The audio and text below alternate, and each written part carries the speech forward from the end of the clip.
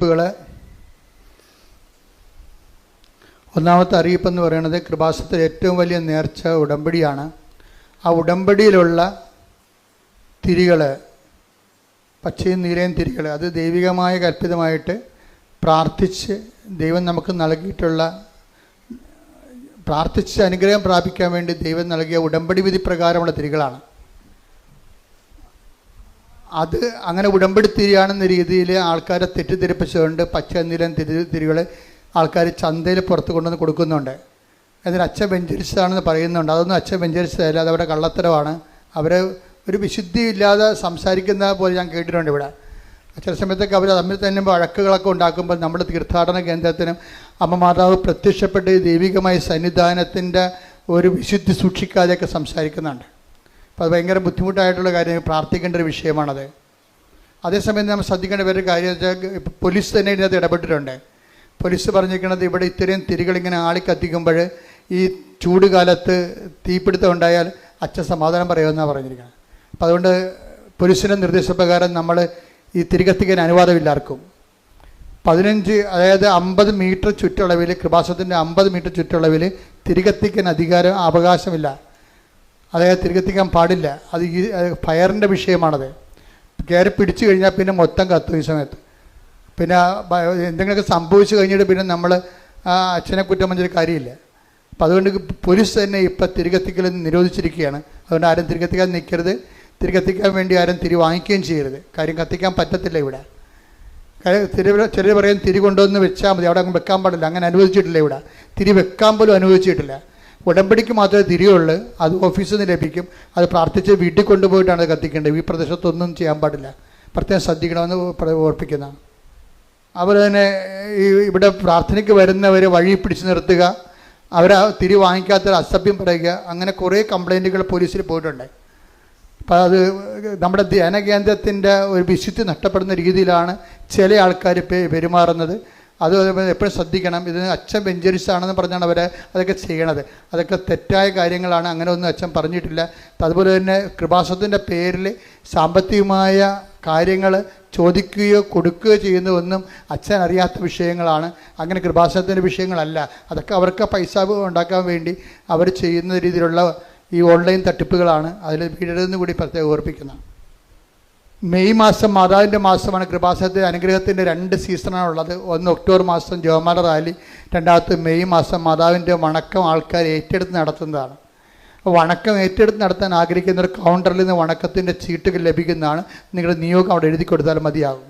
മൂന്നാമത്തെ അറിയിപ്പ്, വളരെ കൃത്യമായ രീതിയിൽ ഭംഗിയായിട്ട് ദൈവ പരിപാലനയോടുകൂടി ശുശ്രൂഷ ചെയ്യുന്ന 6 സിസ്റ്റേഴ്സ് നമുക്കുണ്ട്. അതിൽ 1-2 പേര് ഇപ്പോഴേ അവിടെ ശുശ്രൂഷ പൂർത്തിയായപ്പോൾ അവർ തിരിച്ചു പോവുകയാണ്. അപ്പോൾ ആ ഇടത്തിലേക്ക് ബഹുമാനപ്പെട്ട സിസ്റ്റേഴ്സിന് വരാവുന്നതാണ്. ആർക്കെങ്കിലും കൃപാസനത്തിൽ 1 വർഷം പ്രേക്ഷിത പേര് ചെയ്യണമെന്ന് ആഗ്രഹിക്കുന്ന ബഹുമാനപ്പെട്ട സിസ്റ്റേഴ്സിന് സഭയുടെ അനുഭവത്തോട് വരാവുന്നതാണ്. അവരുടെ പ്രൊവിൻഷ്യലിൻ്റെ കത്തോടു കൂടി കൃപാസനത്തിൽ വന്ന് 1 കൊല്ലം അവർ താമസിക്കാനുള്ള ഇടമുണ്ട്. മഠം പോലെയുള്ള ദൈവാരാധനയുടെ സ്ഥലമാണ്.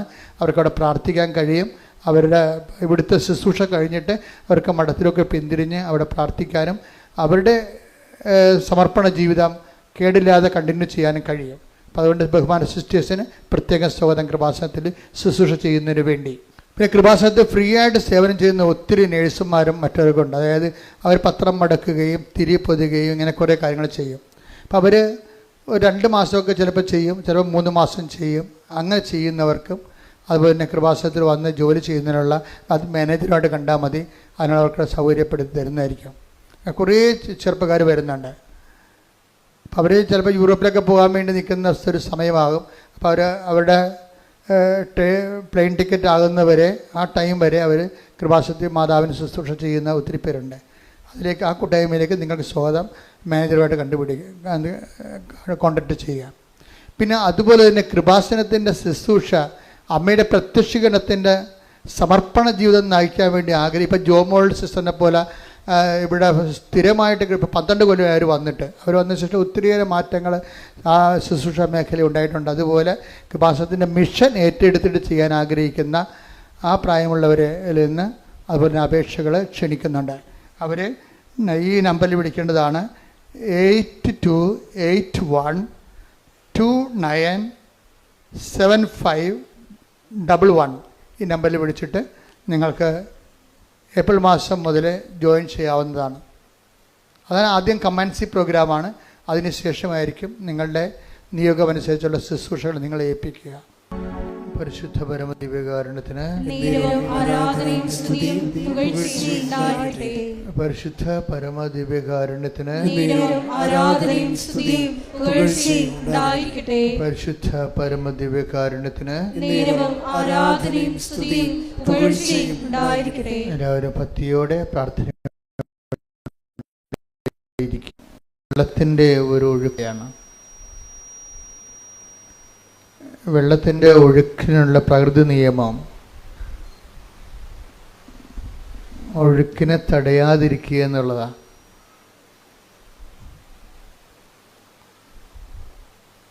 വെള്ളത്തിൻ്റെ ഒഴുക്കിനുള്ള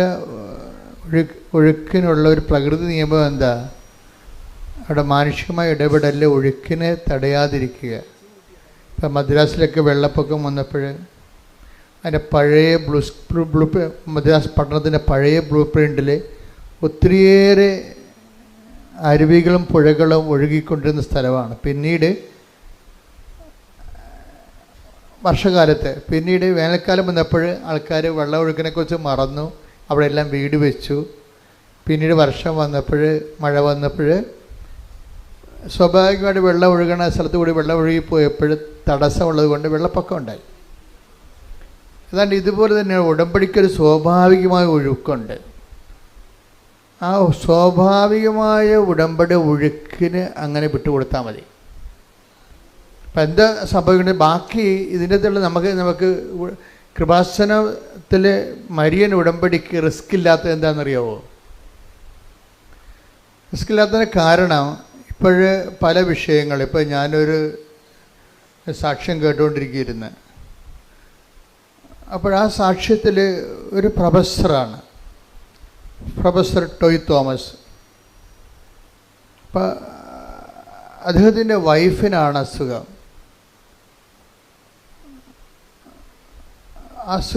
ക്യാൻസറാണ്. അതിവിടെ വന്ന് ഉടമ്പടി ചെയ്തു. ആദ്യത്തെ പ്രാവശ്യം അച്ഛനെ കണ്ടു. പിന്നെ കാര്യമായ ഒരു ഭേദം ഈ രോഗത്തിനുണ്ടാകുന്നുണ്ട്. അപ്പോൾ വീണ്ടും അവർ ഇവിടെ അച്ഛനെ കാണാൻ വന്നു. അപ്പോൾ ഓഫീസിൽ നിന്ന് പറഞ്ഞു 90 പ്രാവശ്യം കണ്ടതിന് ശേഷം പിന്നീട് 90 ദിവസം കഴിഞ്ഞിട്ടില്ല, അപ്പോൾ അവിടെ കാണാൻ പ്രയാസമാണെന്ന് പറഞ്ഞ് അവർ പറഞ്ഞ് മടക്കി വിട്ടു. അത് കറക്റ്റായ കാര്യമാണ്. ഒരു പ്രാവശ്യം കണ്ടു കഴിഞ്ഞാൽ പിന്നീട് കാണണമെങ്കിൽ കാര്യം ഉടമ്പടി എന്ന് പറയണത് അച്ഛനെ കാണുന്നതല്ല പ്രശ്നം, അവൻ പറയണത് പോലെ ചെയ്ത് ജീവിക്കുന്ന വിഷയമാണ്. അവിടെ അച്ഛനെ കാണുന്നൊരു വിഷയം അവിടെ ഇന്നത്തെ ഇല്ല. പിന്നെ എമർജൻസി ചില കാര്യങ്ങൾ നമ്മൾ കാണുന്നതേ ഉള്ളൂ.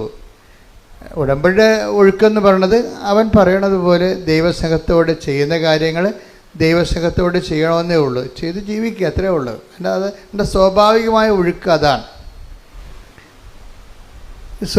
നമുക്ക് റിസ്ക് ഇല്ലെന്ന് ഞാൻ പറഞ്ഞതിൻ്റെ കാരണം,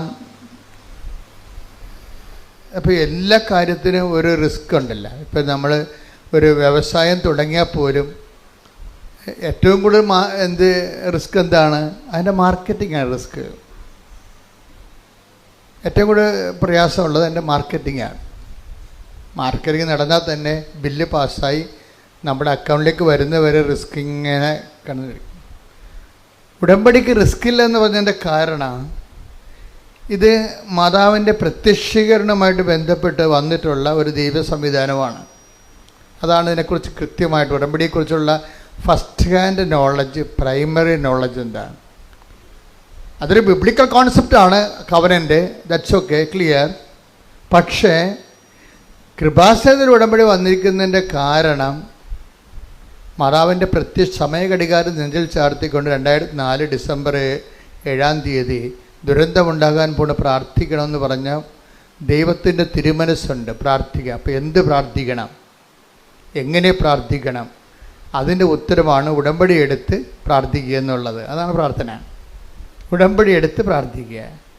ഉടമ്പടി എടുത്ത് പറയുമ്പോൾ ദൈവവും നമ്മളും തമ്മിൽ ഒരു ബയലാറ്ററൽ എഗ്രിമെൻറ്റിൽ വിശുദ്ധീകരിച്ചും ശക്തീകരിച്ചും കൊണ്ട് ഇരിക്കുന്ന ഒരു ദൈവ പൈതലിനെ പ്രാർത്ഥിക്കാനുള്ള സ്വാഭാവികമായ ഒരു റൈറ്റുണ്ട്. അതിൻ്റെ ഒരു എഫിക്കഷ്യസ് ആയിട്ടുള്ള പ്രെയറാണത്. ഫലപ്രദമായ രീതിയിലുള്ള പ്രാർത്ഥന.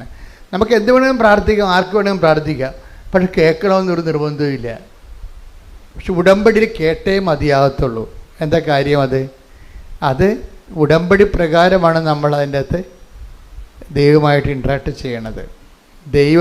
കാര്യം ഉടമ്പടി എന്തിനെ ബേസ് ചെയ്ത് നിൽക്കണതാണ്? ദൈവത്തിൻ്റെ വാഗ്ദാനങ്ങളെ ബേസ് ചെയ്താണ് നിൽക്കുന്നത്. അല്ലാതെ വിശ്വാസത്തെ അല്ല. നമ്മൾ വിശ്വാസികളായതുകൊണ്ട് പ്രാർത്ഥിക്കണമല്ല. ഉടമ്പടി വിശ്വാസത്തെ അല്ല അടിസ്ഥാനപ്പെടുത്തിയിരിക്കുന്നത്. മറിച്ച് എന്താണ്? ഉടമ്പടി വിശ്വാസം അതിലുണ്ട്. തീർച്ചയായിട്ടും കറണ്ടില്ലാതെ ഫാൻ കറങ്ങത്തില്ലല്ലോ. വിശ്വാസം അതിലുണ്ട്. പക്ഷേ ഇതിൻ്റെ മെക്കാനിസം എന്ന് പറയണത് എന്താണ്? അത് മാതാവിൻ്റെ പ്രത്യക്ഷീകരണം ആരുടെ സബ്ജക്റ്റാണ്? നമ്മുടെ സബ്ജക്റ്റ് അല്ല. ജോസഫ് അച്ഛൻ വല്ല മെമ്മോറാണ്ടം കൊടുത്തിട്ടാണ് മാതാവ് പ്രത്യക്ഷപ്പെട്ടത്? ഇല്ല. അതാണ് വിഷയം. അതെപ്പോഴും നിങ്ങൾ അതിനെക്കുറിച്ച് എൻ്റെ ലളിതമായ വശങ്ങളെ ലളിതമായിട്ട് മനസ്സിലാക്കണം. ഇത് മുഴുവൻ റിസ്ക് കവർ ചെയ്യണ ദൈവത്തിൻ്റെതാണ്. ഇതാണ് ഞാൻ പറഞ്ഞത്. ഉടമ്പടി ഒരു സ്വാഭാവികമായ ഒഴുക്കാണ്. അതിൻ്റെ ഒഴുക്കിനകത്ത് നിങ്ങൾ ഒഴുകിയാൽ മതി. ബാക്കി ചെയ്യേണ്ടതെല്ലാം കർത്താവ്. റിസ്ക് നമുക്കില്ല അതിൻ്റെ അത്. എന്താ കാര്യം? ദൈവത്തിൻ്റെ ഒരു ആവശ്യമാണ്. എന്ത്? മാതാവിൻ്റെ പ്രത്യക്ഷീകരണം സഭ ഏറ്റെടുക്കുക എന്നുള്ളത്. എന്തിനാണ്? സഭ മാതാവിനെ അംഗീകരിക്കുകയും അതുപോലെ തന്നെ മാതാവിൻ്റെ മാതൃക അനുഷ്ഠിക്കുകയും ചെയ്യുന്നത് ഏറ്റവും കൂടുതലുള്ളത് കത്തോലിക്ക സഭയിലാണ്. അത് നിങ്ങൾക്കറിയാം. അതുകൊണ്ടാണ് ഇത്രയും പ്രത്യക്ഷീകരണങ്ങളെല്ലാം ലൂർദ്, ഫാത്തിമ, മജ്ജിഗോറ, ഈ പ്രത്യക്ഷീകരണം എല്ലാം വരണ കാത്തലിക് മേഖലയിലാണ് വരണത്. കാര്യം അമ്മ ഒരു വിഷയം സഭയോട് പറഞ്ഞാൽ അമ്മയെ വിശ്വസിക്കുകയും അമ്മയെ മധ്യസ്ഥയായിട്ട്, പ്രധാന മധ്യസ്ഥയായിട്ട്, മധ്യസ്ഥന്മാരൊത്തിരി പേരുണ്ട് നമുക്ക്. വിശുദ്ധന്മാരെല്ലാം മധ്യസ്ഥന്മാരാണ്. ശരിക്കും നമുക്ക് തന്നെ മധ്യസ്ഥം വഹിക്കാം. വിശുദ്ധിയും മെനയുള്ളവരാണെങ്കിൽ നമ്മുടെ പ്രാർത്ഥനയും ദൈവം മധ്യസ്ഥമായിട്ട് കേൾക്കും. പക്ഷേ അമ്മ ഇവിടെ ദൈവത്തിനും മനുഷ്യനും ഇടയിലുള്ള ഏകമധ്യത്തിന് യേശുക്രിസ്തുവാണ്. പക്ഷേ മാനുഷികമായ കാര്യങ്ങൾക്കുള്ള, രക്ഷാകരമായ കാര്യമല്ല, മാനുഷികമായ കാര്യങ്ങളില്ലേ? നമുക്ക് വീടില്ല, ജോലിയില്ല, വിവാഹം ഒക്കണില്ല, മക്കളില്ല, രോഗമാണ്. ഇതൊക്കെ മാനുഷിക കാര്യമല്ലേ? ഏകരക്ഷകൻ എന്ന കൺസെപ്റ്റ് ഈ മനുഷ്യൻ്റെ വീണ്ടെടുപ്പ് നടത്തിയ ദേശമാണ്. അതിന് ഒരു കോംപ്രമൈസും ഇല്ലത്. കർത്താവില്ല, വേറെ ആരും അവിടെ ഇല്ല. ആ സ്പേസിൽ ഏകരക്ഷകനായിട്ട് ക്രിസ്തു മാത്രമേ ഉള്ളൂ. മറിയത്തിൻ്റെ സ്പേസ് എന്ന് പറഞ്ഞാൽ മാനുഷിക ആവശ്യങ്ങളുടെ മേലെ, പ്രത്യേകിച്ച് വേറെ ഒത്തിരിയേറെ മറിയൻ റാങ്കുകളുണ്ടെങ്കിലും സുവിശേഷം തുറക്കപ്പെടുന്നത് അവർക്ക് വീഞ്ഞില്ല എന്ന് അസമയത്ത് പോലും ഈശോൻ്റെ മുമ്പിൽ ആധികാരികമായിട്ട് പറഞ്ഞ് അതിന് സമാധാന 2 പോയിൻറ്റ്സിലാണ് വ്യക്തത വന്നിരിക്കുന്നത്. ഒന്നെന്താണ്? ഉടമ്പടിക്ക് ഒരു സ്വാഭാവികമായ ഒഴുക്കുണ്ട്, അതിനെ തടയരുത്, ഇല്ലേ? സ്വാഭാവിക ഒഴുക്ക്. രണ്ടാമത്തെ പോയിൻ്റ് എന്താ പറഞ്ഞത്?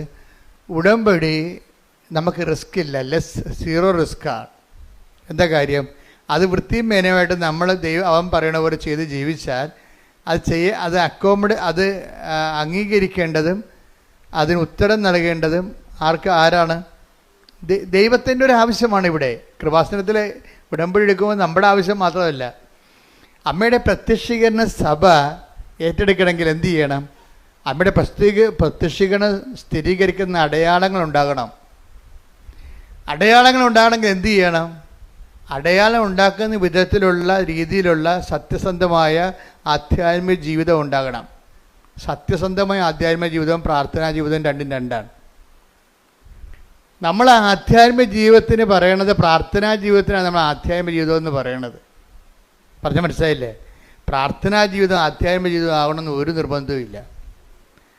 സത്യസന്ധമായ ആധ്യാത്മിക ജീവിതം ശരിക്കും പറഞ്ഞാൽ പ്രാർത്ഥനാ ജീവിതവുമായിട്ട് വ്യത്യാസമുണ്ട്. പ്രാർത്ഥനാ ജീവിതം മോശമാണെന്നല്ല പറഞ്ഞത്. സത്യസന്ധമായ ആധ്യാത്മിക ജീവിതം പ്രാർത്ഥനാ ജീവിതമാകണമെന്ന് നിർബന്ധമില്ല.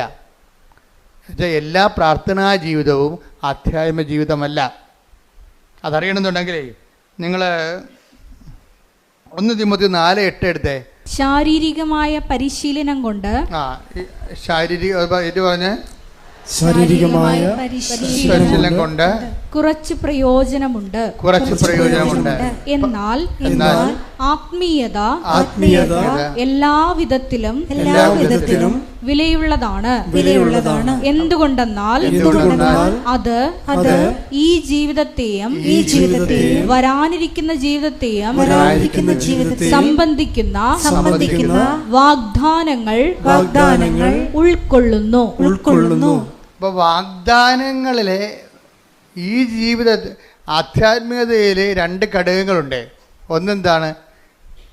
ഈ ജീവിതത്തെ അത് അഡ്രസ്സ് ചെയ്യുന്നുണ്ട്.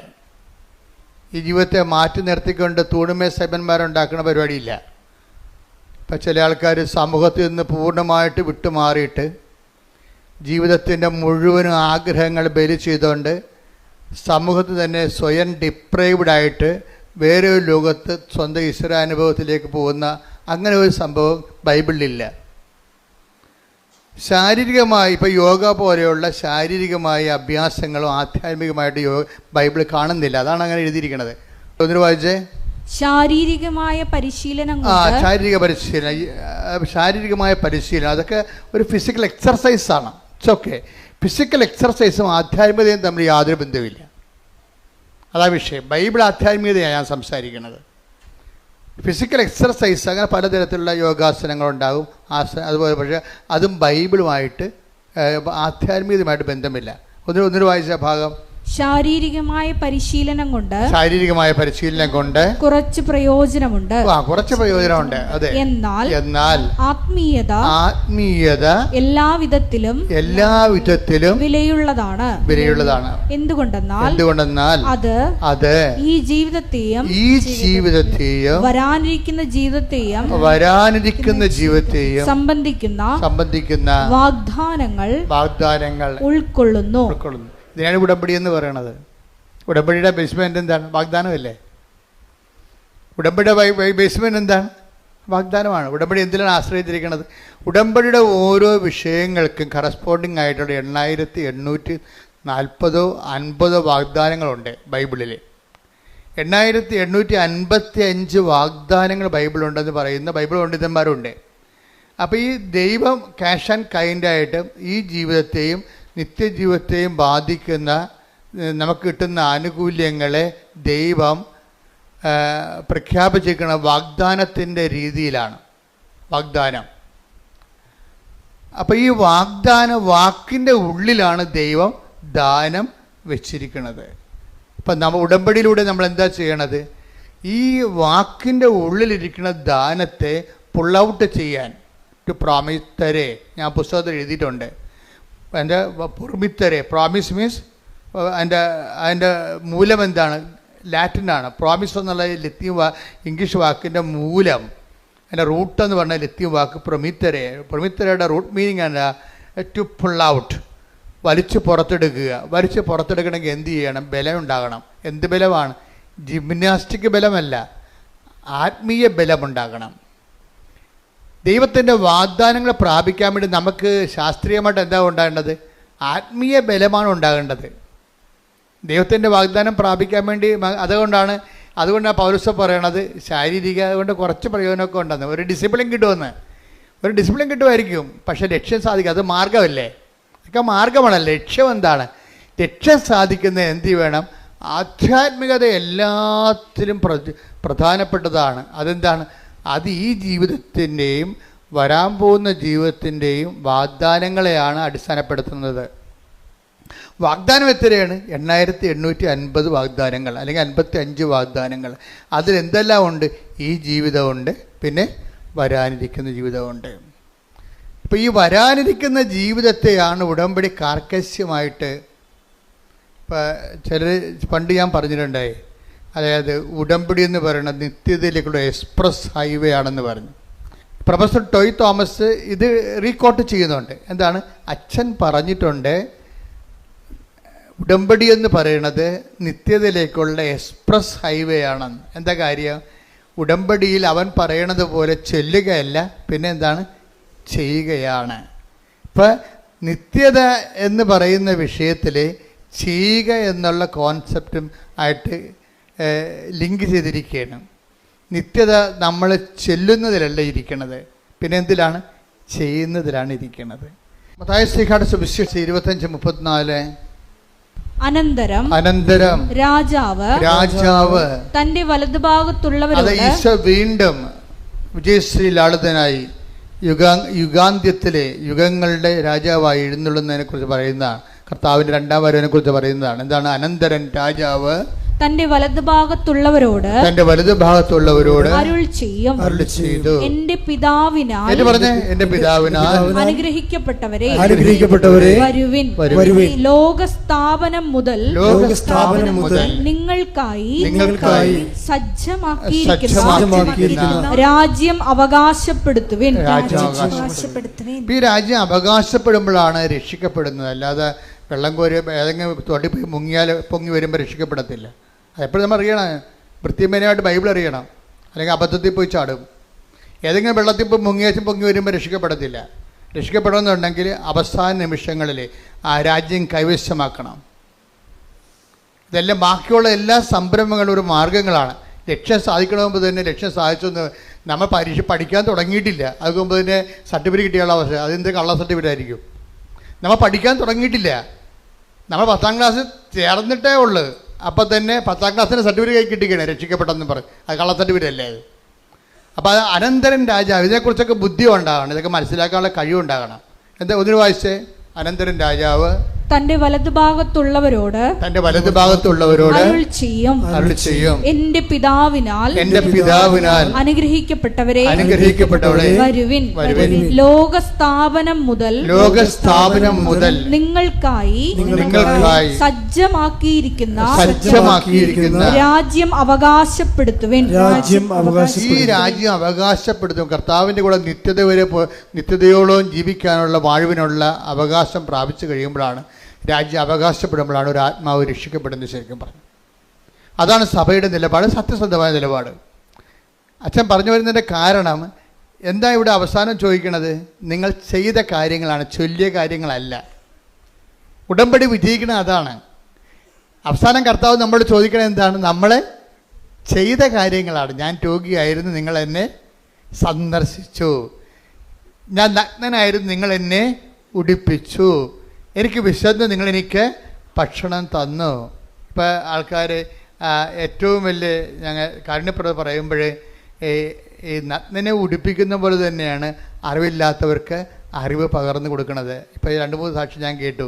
ഇന്നലെ ഒരു നോൺ ക്രിസ്ത്യനായിട്ടൊരു മോൾ പറഞ്ഞ്, ഞാൻ ചെയ്യുന്ന ഏറ്റവും നല്ല നന്മ പ്രവൃത്തി എന്ന് പറയുന്നത് എല്ലാവരെയും കൊണ്ട് ഞാൻ എൻ്റെ കൂട്ടുകാരെ കൊണ്ട് ഞാൻ ജർമ്മൻ പഠിപ്പിക്കും. എന്നിട്ട് ഞാൻ അവർക്ക് ട്യൂഷൻ എടുക്കും. ഞാൻ തന്നെ അവർക്ക് ട്യൂഷൻ എടുക്കും. എന്താണ്? അറിവില്ലാത്തവരെ പഠിപ്പിക്കുകയാണ് സംഭവം. ഇപ്പോൾ ഓരോരുത്തർക്കും നമുക്ക് ചെയ്യാൻ പറ്റുന്നതാണ് ചെയ്യാൻ പറ്റുന്നത് എപ്പോഴും. അതേപ്പോൾ ഈ കാരുണ്യപ്രവർത്തികൾ 7 എന്നല്ല, 7 70,000 ഉണ്ട്. അവർക്ക് ചെയ്യാൻ പറ്റുന്നത് അവൾ ചെയ്തു. ആരാണ്? ഈശോ പറഞ്ഞത് എന്താണ്? ഇപ്പം ചെയ്യാൻ പറ്റുന്നതെല്ലാമാണ് ഉടമ്പടി ചെയ്യേണ്ടത്.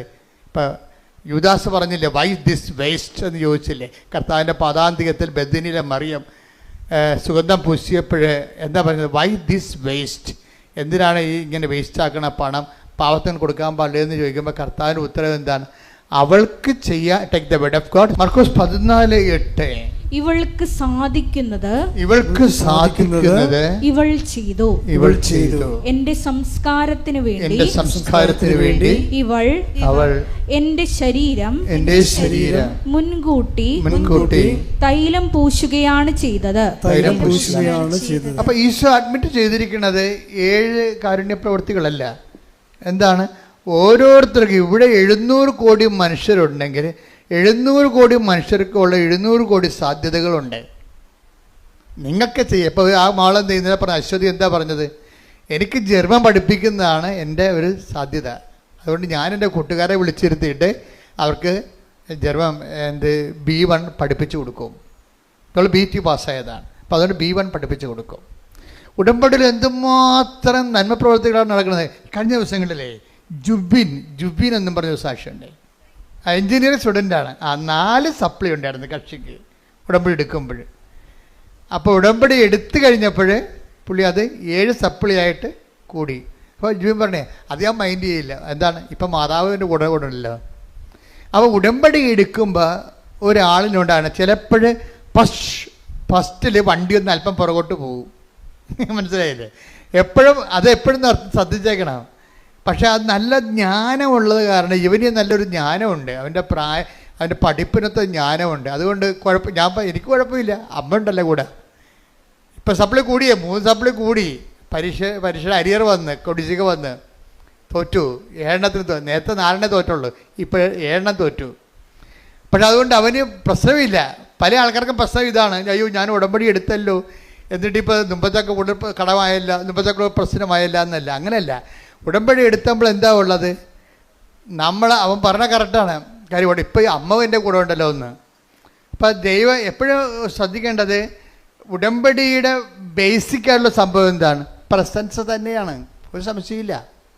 ഉടമ്പടിയുടെ ബേസിക് ഇത് നമ്മൾ ഒറ്റയില്ല. കാര്യം മനുഷ്യൻ്റെ വിഷയം ആദ്യകാലം പോലെ അങ്ങനെയല്ലേ. ആദ്യകാലം പോലെ ഇപ്പം പുരുഷനെ സൃഷ്ടിച്ചപ്പോൾ ദൈവം എന്താ പറയണത്? മനുഷ്യന് ഏകനായിരിക്കണത് അതൊരു നല്ല കാര്യമല്ലേ. കാര്യം ചിലപ്പോൾ അവന് നിരാശ കൊണ്ട് തന്നെ ചിലപ്പോൾ ആത്മഹത്യ ചെയ്തെന്ന് വരും.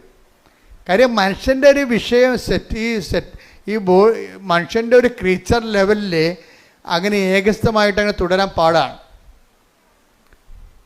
അതിനെന്ത് ചെയ്യും? അതിന് മനുഷ്യൻ 2 കാര്യം ചെയ്യും.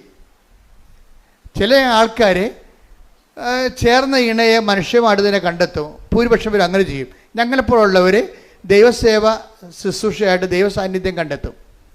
പക്ഷെ നിങ്ങൾക്കറിയാം, ഞങ്ങളെ ജയിക്കണ പാടിൽ നിങ്ങൾ ചിലപ്പോൾ തോറ്റു പോകണമെന്നല്ല ഞാൻ പറയണത്. അതായത് നിങ്ങളെ ഒരു ഇണയെ തിരഞ്ഞെടുത്തെന്ന് വിചാരിച്ചോ, ഈ ഇണയെ തിരഞ്ഞെടുത്തെന്ന് വിചാരിച്ചാലും ശരി, ഇണ ഉണ്ടെങ്കിലും ചില സമയത്ത് ഇണയില്ലാത്ത പോലെ നമുക്ക് ഫീൽ ചെയ്യും. ദൈവികതയിൽ അതില്ല. ഒരിക്കൽ തിരഞ്ഞെടുത്ത് കഴിഞ്ഞാൽ എന്നും നമുക്ക് ബോധം ഉണ്ടെങ്കിൽ നമുക്കിതിനെക്കുറിച്ച് സത്യസന്ധമായിട്ടാണ് നമ്മൾ ജീവിതം കമ്മിറ്റ് ചെയ്തിരിക്കണമെന്നുണ്ടെങ്കിൽ ഈ സാന്നിധ്യത്തിന് ഗ്യാരണ്ടീഡാണ്. പക്ഷെ വിവാഹത്തിലുള്ള സാന്നിധ്യം ഗ്യാരണ്ടീഡ് അല്ല ശരിക്കും പറഞ്ഞാൽ. അതുകൊണ്ട് നല്ല ശരിക്കും റിസ്ക് ഇല്ലെങ്കിൽ വിവാഹ ജീവിതം ആധ്യാത്മിക ജീവിതത്തേക്കാൾ പാടായിട്ട് വരും. ഇപ്പം ഇന്നലെ ഒരു ചേച്ചി എന്നോട് പറഞ്ഞ്, അച്ഛാ എൻ്റെ ജീവിത പങ്കാളി മറ്റ് സ്ത്രീകളുമായിട്ട് ബന്ധമുണ്ട്, അവിശ്വസ്തതയാണെന്ന് പറഞ്ഞു. അതാണ് അവർ ഉദ്ദേശിക്കുന്നത്. ജീവിത പങ്കാളി കല്യാണം കഴിച്ചതാണ്. അപ്പോൾ എന്നാലും ചേട്ടൻ മറ്റു സ്ത്രീകളുമായിട്ട് ബന്ധമുണ്ടെന്ന് പറഞ്ഞു. അപ്പോൾ ഞാൻ ചേച്ചിയോട് പറഞ്ഞ്, ചേച്ചിക്ക് എത്ര വയസ്സുണ്ടെന്ന് ചോദിച്ചു. അപ്പോൾ പറഞ്ഞു 43. ഞാൻ പറഞ്ഞു കണ്ടാൽ 63 ഒന്നുമില്ല എന്ന് പറഞ്ഞു. അതെന്താ കാര്യം? എന്താ അങ്ങനെ പറഞ്ഞത്? അത് ശരിയാണ്. ഞാൻ പോയി ഒന്നുമില്ലെങ്കിൽ നിങ്ങൾ പോയി ഡൈയെങ്കിലും ചെയ്യാൻ പറഞ്ഞു. എന്ന് വെച്ചാൽ അവരൊരു അമ്മാമ പരുവത്തിലിരിക്കുകയും അവർക്ക് അതിൻ്റെ ആവശ്യമില്ലേ, മര്യാദയ്ക്ക് ജീവിക്കാവേ. നമ്മൾ ശ്രദ്ധിക്കണം അല്ലേ? നമ്മുടെ പുരുഷൻ അല്ലെങ്കിൽ നമ്മുടെ സ്ത്രീ മറ്റൊരു ജീവിത പങ്കാളി തേറി പോകുന്നത് എന്തുകൊണ്ടാണ്? പോകാതിരിക്കാനുള്ള പ്രാഥമിക നടപടി ആരാ ചെയ്യേണ്ടത്? നമ്മളാ ചെയ്യേണ്ടത്. നിങ്ങളുടെ വീടിൻ്റെ വാതിക്കൽ താക്കോൽ പോയിട്ട് കൃപാസന വാതിക്കുമെന്ന് നോക്കിയാൽ താക്കോൽ കിട്ടുക. അതാണ് പ്രശ്നം. നിങ്ങൾ ചെയ്യാനുള്ള സംഭവം ഞാൻ ഉടനെ ചേച്ചിയോട് പച്ചമ നടത്തി പറഞ്ഞ്, എൻ്റെ സ്വഭാവം നിങ്ങൾക്ക് അറിയാവില്ല. അപ്പോൾ അവിടെ തന്നെ കാര്യങ്ങൾ പറയും. ദൈവികമായ കാര്യങ്ങളാണെങ്കിൽ ദൈവികമായിട്ട് സംസാരിക്കും, മാനുഷികമായ കാര്യങ്ങളാണെങ്കിൽ മാനുഷികമായിട്ട് സംസാരിക്കും. ഇപ്പോൾ പണ്ട് ഞങ്ങൾ അപ്പോൾ ഉടനെ ചേച്ചി കാര്യം മനസ്സിലായി. നിങ്ങൾ ചില ചേച്ചിമാരുടെ ഒരു പ്രശ്നം വന്നത്, ഇനിയിപ്പോൾ എന്നാ നോക്കാനാണ്, കെട്ടി കഴിഞ്ഞത് പറയുകയും ചെയ്ത്, ഇനിയിപ്പോൾ ആരാ ബോധിപ്പിക്കാനാണ്? അപ്പോൾ ഇത്രയും നാൾ നിങ്ങൾ ബോധിപ്പിച്ചുകൊണ്ടിരിക്കുന്നത് കെട്ടാൻ പോണവനെ ബോധിപ്പിക്കാൻ പോകുകയല്ല ഞാൻ. പക്ഷേ ഇനിയാണ് ബോധിപ്പിക്കൽ കൂടുതൽ വേണ്ടി വരണത്. വിവാഹ ജീവിതത്തിലുള്ള റിസ്ക് അതാണ്. ഈ കെട്ടിയവളെയും കെട്ടിയവനെയും മരണം വരെ ബോധിപ്പിക്കേണ്ടി വരും. അതുകൊണ്ട് വൃത്തിമേനോട് ജീവിക്കണം, ബോഡി കറക്റ്റ് ചെയ്ത് ജീവിക്കണം. അതുപോലെ തന്നെ ഈ വിവാഹ ബന്ധത്തിൽ തന്നെ ശാരീരിക ബന്ധമുണ്ട്. അതിൻ്റെ പ്രധാനപ്പെട്ട ഒരു ലക്ഷ്യം തന്നെ അതാണ്. ലക്ഷ്യങ്ങളിൽ ഒന്ന് അതാണ്. അപ്പോൾ അത് നമ്മൾ ശ്രദ്ധിക്കണം. നമ്മുടെ ബോഡി കറക്റ്റായി ജീവിക്കുക, അത് ഭംഗിയായിട്ടിരിക്കുക, ഷെയ്പ്പായിട്ടിരിക്കുക. ഇതൊക്കെയെല്ലാം ദൈവം നമുക്ക് തന്ന വാഗ്ദാനത്തിൻ്റെ ഭാഗമായിട്ട് നമ്മൾ ഏറ്റെടുത്തിൻ്റെ കടമയുടെ ഭാഗമാണ്. നമുക്ക് എടുത്ത കടമയുടെ ഭാഗമാണ്. ഞാൻ എന്താ പറഞ്ഞതെന്ന് ചോദിച്ചു കഴിഞ്ഞാൽ, ഇങ്ങനെയുള്ള ഓരോ വിഷയങ്ങൾ ജീവിതത്തിൽ വരുമ്പോൾ ആദ്യം നമ്മൾക്ക് ചെയ്യാനുള്ള കാര്യങ്ങൾ നമ്മൾ ചെയ്യണം.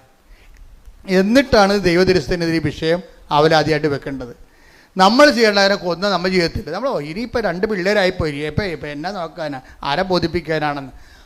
ജീവിതകാലം മൊത്തം ബോധിപ്പിക്കലല്ലേ? ബോധിപ്പിക്കാതെ എങ്ങനെ ജീവിക്കും? പഞ്ചായത്തുകാരെ ബോധിപ്പിക്കാതെ നിങ്ങളുടെ വീട്ടിൽ നിങ്ങൾക്ക് താമസിക്കാൻ പറ്റുമോ? നിങ്ങളൊന്ന് വീടിൻ്റെ ഒരു ഇറക്കവും എടുത്തു നോക്കിയേ, പഞ്ചായത്തുകാർ അപ്പോൾ ഒന്നും പറയും ബോധിപ്പിക്കാൻ ജീവിക്കാം. പച്ച വെള്ളം വേണമെന്നുണ്ടെങ്കിൽ വാട്ടർ അതോറിറ്റിയെ ബോധിപ്പിക്കാൻ ജീവിക്കാൻ പറ്റുമോ? ഇല്ല. എല്ലാം ബോധിപ്പിച്ചേ ജീവിക്കാൻ പറ്റത്തുള്ളൂ.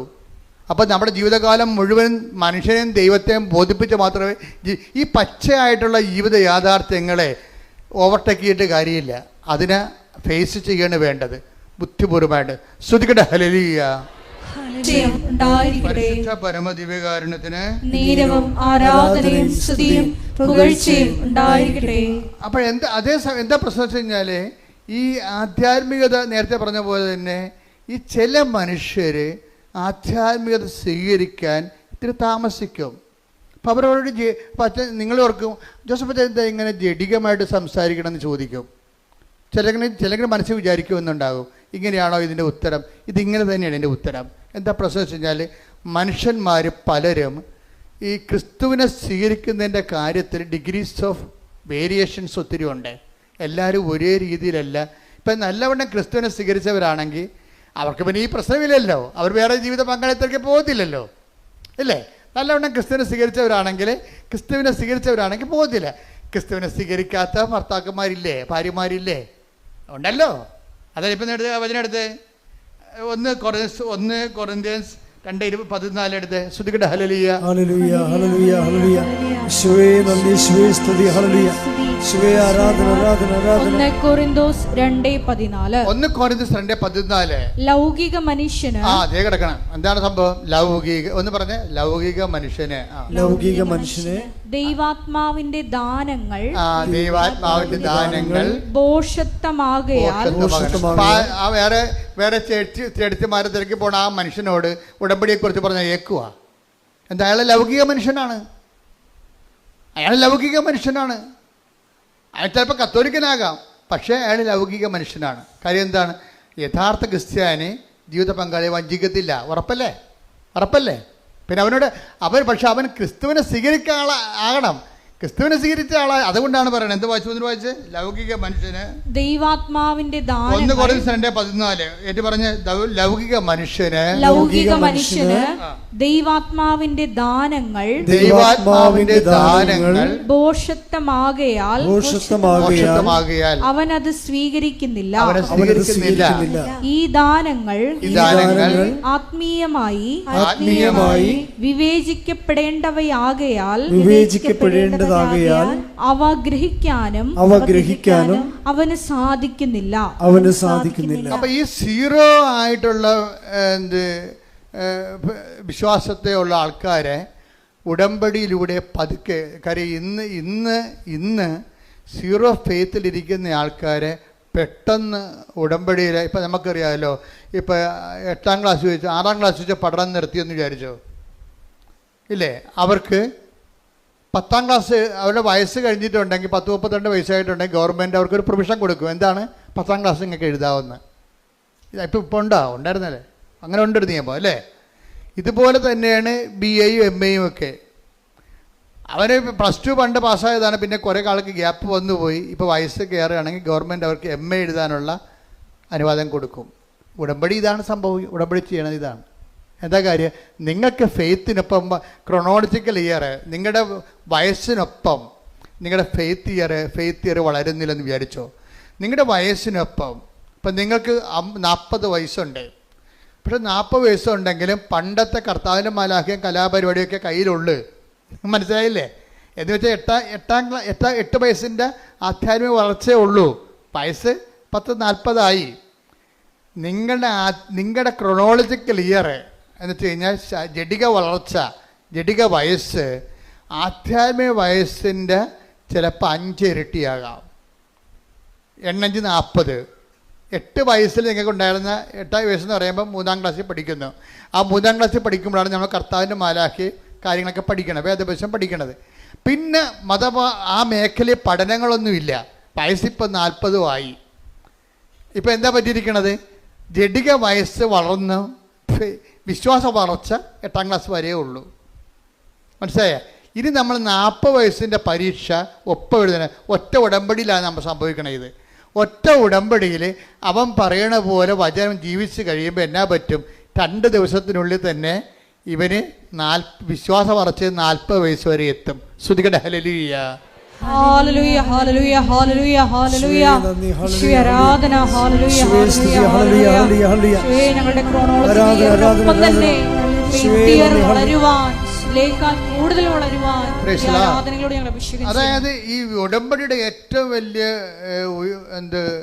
ശക്തി എന്ന് പറയുന്നത്, ഇത് എത്ര ആധ്യാത്മികമായിട്ട് തോറ്റ് തുന്നമ്പാടി കിടക്കുന്നവനെയും അത് വൃത്തിമെനയായിട്ട് ഉടമ്പടിയിലേക്ക് അവന് അത് പ്രയോഗത്തിൽ കൊണ്ടുവരുമ്പോൾ പെട്ടെന്ന് ഇവൻ്റെ ഫെയ്ത്ത് ഇയർ അവൻ്റെ വയസ്സിനേക്കാൾ കൂടുതലാകും. നമുക്കറിയാമല്ലോ, എപ്പോഴും ഇപ്പം നമ്മളൊരു ലെൻസ് ഒരു തീപ്പെട്ടിക്കൊള്ളി എടുത്ത് വെച്ചു. അപ്പോൾ നമ്മൾ എന്നിട്ട് ലെൻസ് എടുത്തിട്ട് സൂര്യന് നേരെ പിടിച്ചു. അപ്പോൾ ലെൻസ് പിടിക്കുമ്പോൾ തന്നെ തീപ്പെട്ടിക്കൊള്ളി കത്തത്തില്ല അല്ലേ? ആ ലെൻസിൻ്റെ സൂര്യപ്രകാശം ഫോക്കസ് ചെയ്തിട്ട് ആ മരുന്നിലേക്ക് ഒരു കുറച്ച് നേരം അങ്ങനെ ഫോക്കസ് ചെയ്യുമ്പോൾ തീപ്പെട്ടിക്കൊള്ളിയുടെ മരുന്ന് വശം പുകഞ്ഞ് കത്തും. അതുപോലെ ഉടമ്പടി കൃത്യതയിലേക്ക് അവൻ പറയണ പോലെ ചെയ്യുമ്പോൾ ആ ചെയ്യാൻ പറ്റിയ ദൈവസ്നേഹം ഉണ്ടാകണം, ആ ചെയ്യാൻ പറ്റിയ ദൈവവിശ്വാസം ഉണ്ടാകണം, ആ ചെയ്യാൻ പറ്റിയ ദൈവപ്രത്യാശ ഉണ്ടാകണം. ഇതിന് അറിവിൻ്റെ പ്രത്യാശയുണ്ട്, അഭിഷേക പ്രത്യാശയുണ്ട്. അതാണ് വിഷയം. ഒരു വിഷയം നമ്മൾ അറിവിൽ ചെയ്യുമ്പോൾ അറിവിൻ്റെ പ്രത്യാശ ഉണ്ടാകത്തുള്ളൂ. ഒരു വിഷയം നമ്മൾ അനുഭവത്തിൽ ചെയ്യുമ്പോൾ അഭിഷേക പ്രത്യാശ ഉണ്ടാകും. അപ്പം നിങ്ങൾ പറയാം, അച്ഛാ മനസ്സിലാകണില്ലെന്ന് പറയും. അത് മനസ്സിലാക്കി തരാം. അതെന്താ ഇപ്പോൾ സംഭവിച്ചു കഴിഞ്ഞാൽ, നമ്മൾ ദൈവസ്നേഹത്തോടെയാണ് നിങ്ങൾ അവൻ പറയണ പോലെ ചെയ്യണമെന്നുണ്ടെങ്കിൽ അത് പെട്ടെന്ന് നമുക്ക് ദൈവത്തെ അനുഭവിക്കാൻ പറ്റും. ദൈവസ്നേഹത്തോടെയാണ് നമ്മൾ ഓരോ വിഷയവും. ഇപ്പോൾ ഈ അദ്ദേഹത്തിൻ്റെ പ്രൊഫസർ ടോയ് തോമസ്, വൈഫിൻ്റെ അസുഖം അറിയാമല്ലോ. വൈഫിൻ്റെ ചെറിയ അസുഖമൊന്നുമല്ല. ആ വൈഫിൻ്റെ ആദ്യം ലിംഫോമ എന്ന് പറയുന്ന മുഴയുന്ന ക്യാൻസർ ആണെന്നാണ് ആദ്യം ഡിക്റ്റേറ്റ് ചെയ്തത്. പക്ഷേ അതിൻ്റെ സ്കാനിങ് റിപ്പോർട്ട് വന്നപ്പോൾ എന്താ സംഭവിച്ചിരിക്കണമെന്ന് അറിയാം. അത് ആ രോഗം അഡിനോ കസിനോവ എന്ന് പറഞ്ഞ അതായത് ക്യാൻസറിൻ്റെ 5ാം സ്റ്റേജായി. 5ാം സ്റ്റേജായെന്ന് വെച്ചാൽ പിന്നെ ഇനി അതിന് മരുന്നില്ല, അതിന് റേഡിയേഷൻ ഇല്ല, കീമോ ഇല്ല, ഓപ്പറേഷൻ ഇല്ല, ഒന്നുമില്ല.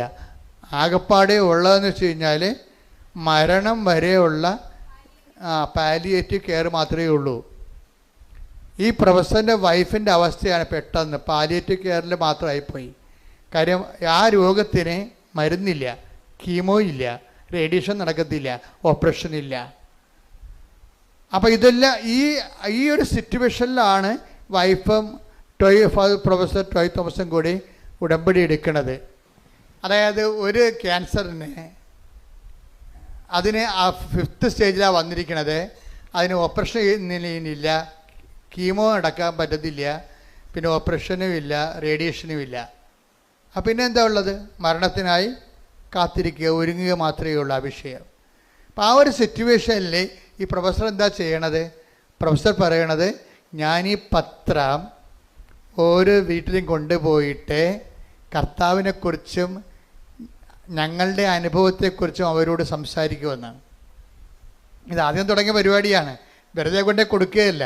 ഈ അറിവിൻ്റെ പ്രത്യാശയും അഭിഷേകത്തിൻ്റെ പ്രത്യാശയും തമ്മിൽ വ്യത്യാസമുണ്ട്. കാര്യം എന്നിട്ട് ഇവർ പറയുന്നത്, അതായത് ഇതിൽ നിന്ന് രക്ഷപ്പെടാൻ കഴിയുമെന്ന് വൈഫിന് പ്രത്യാശ ലഭിച്ചു. ഇവർക്ക് രണ്ടുപേർക്കും പ്രത്യാശ ലഭിക്കുന്നുണ്ട്. നമ്മളെപ്പോഴും പ്രത്യാശ എന്ന് പറയുമ്പോൾ ഉടനെ നമ്മൾ ഉദ്ദേശിക്കുന്നത് ഒരു അറിവിൻ്റെ പ്രത്യാശയുണ്ട്, അഭിഷേകത്തിൻ്റെ പ്രത്യാശയുണ്ട്.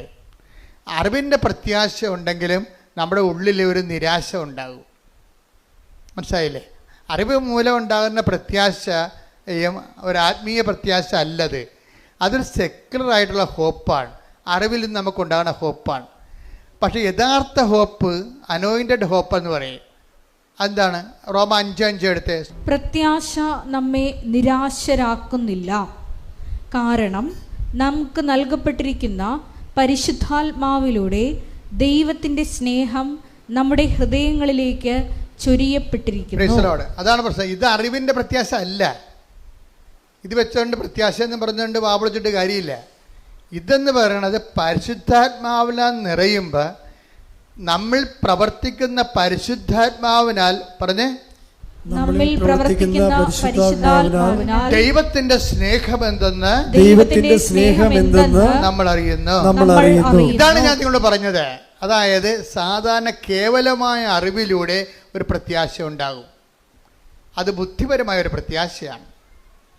പക്ഷേ ദൈവദാനമായ പ്രത്യാശ എന്ന് പറയുന്ന പുള്ളി അതിൽ പരിശുദ്ധാത്മാവിൻ്റെ കണ്ടന്റ് വൈസ് റിച്ചായിരിക്കും.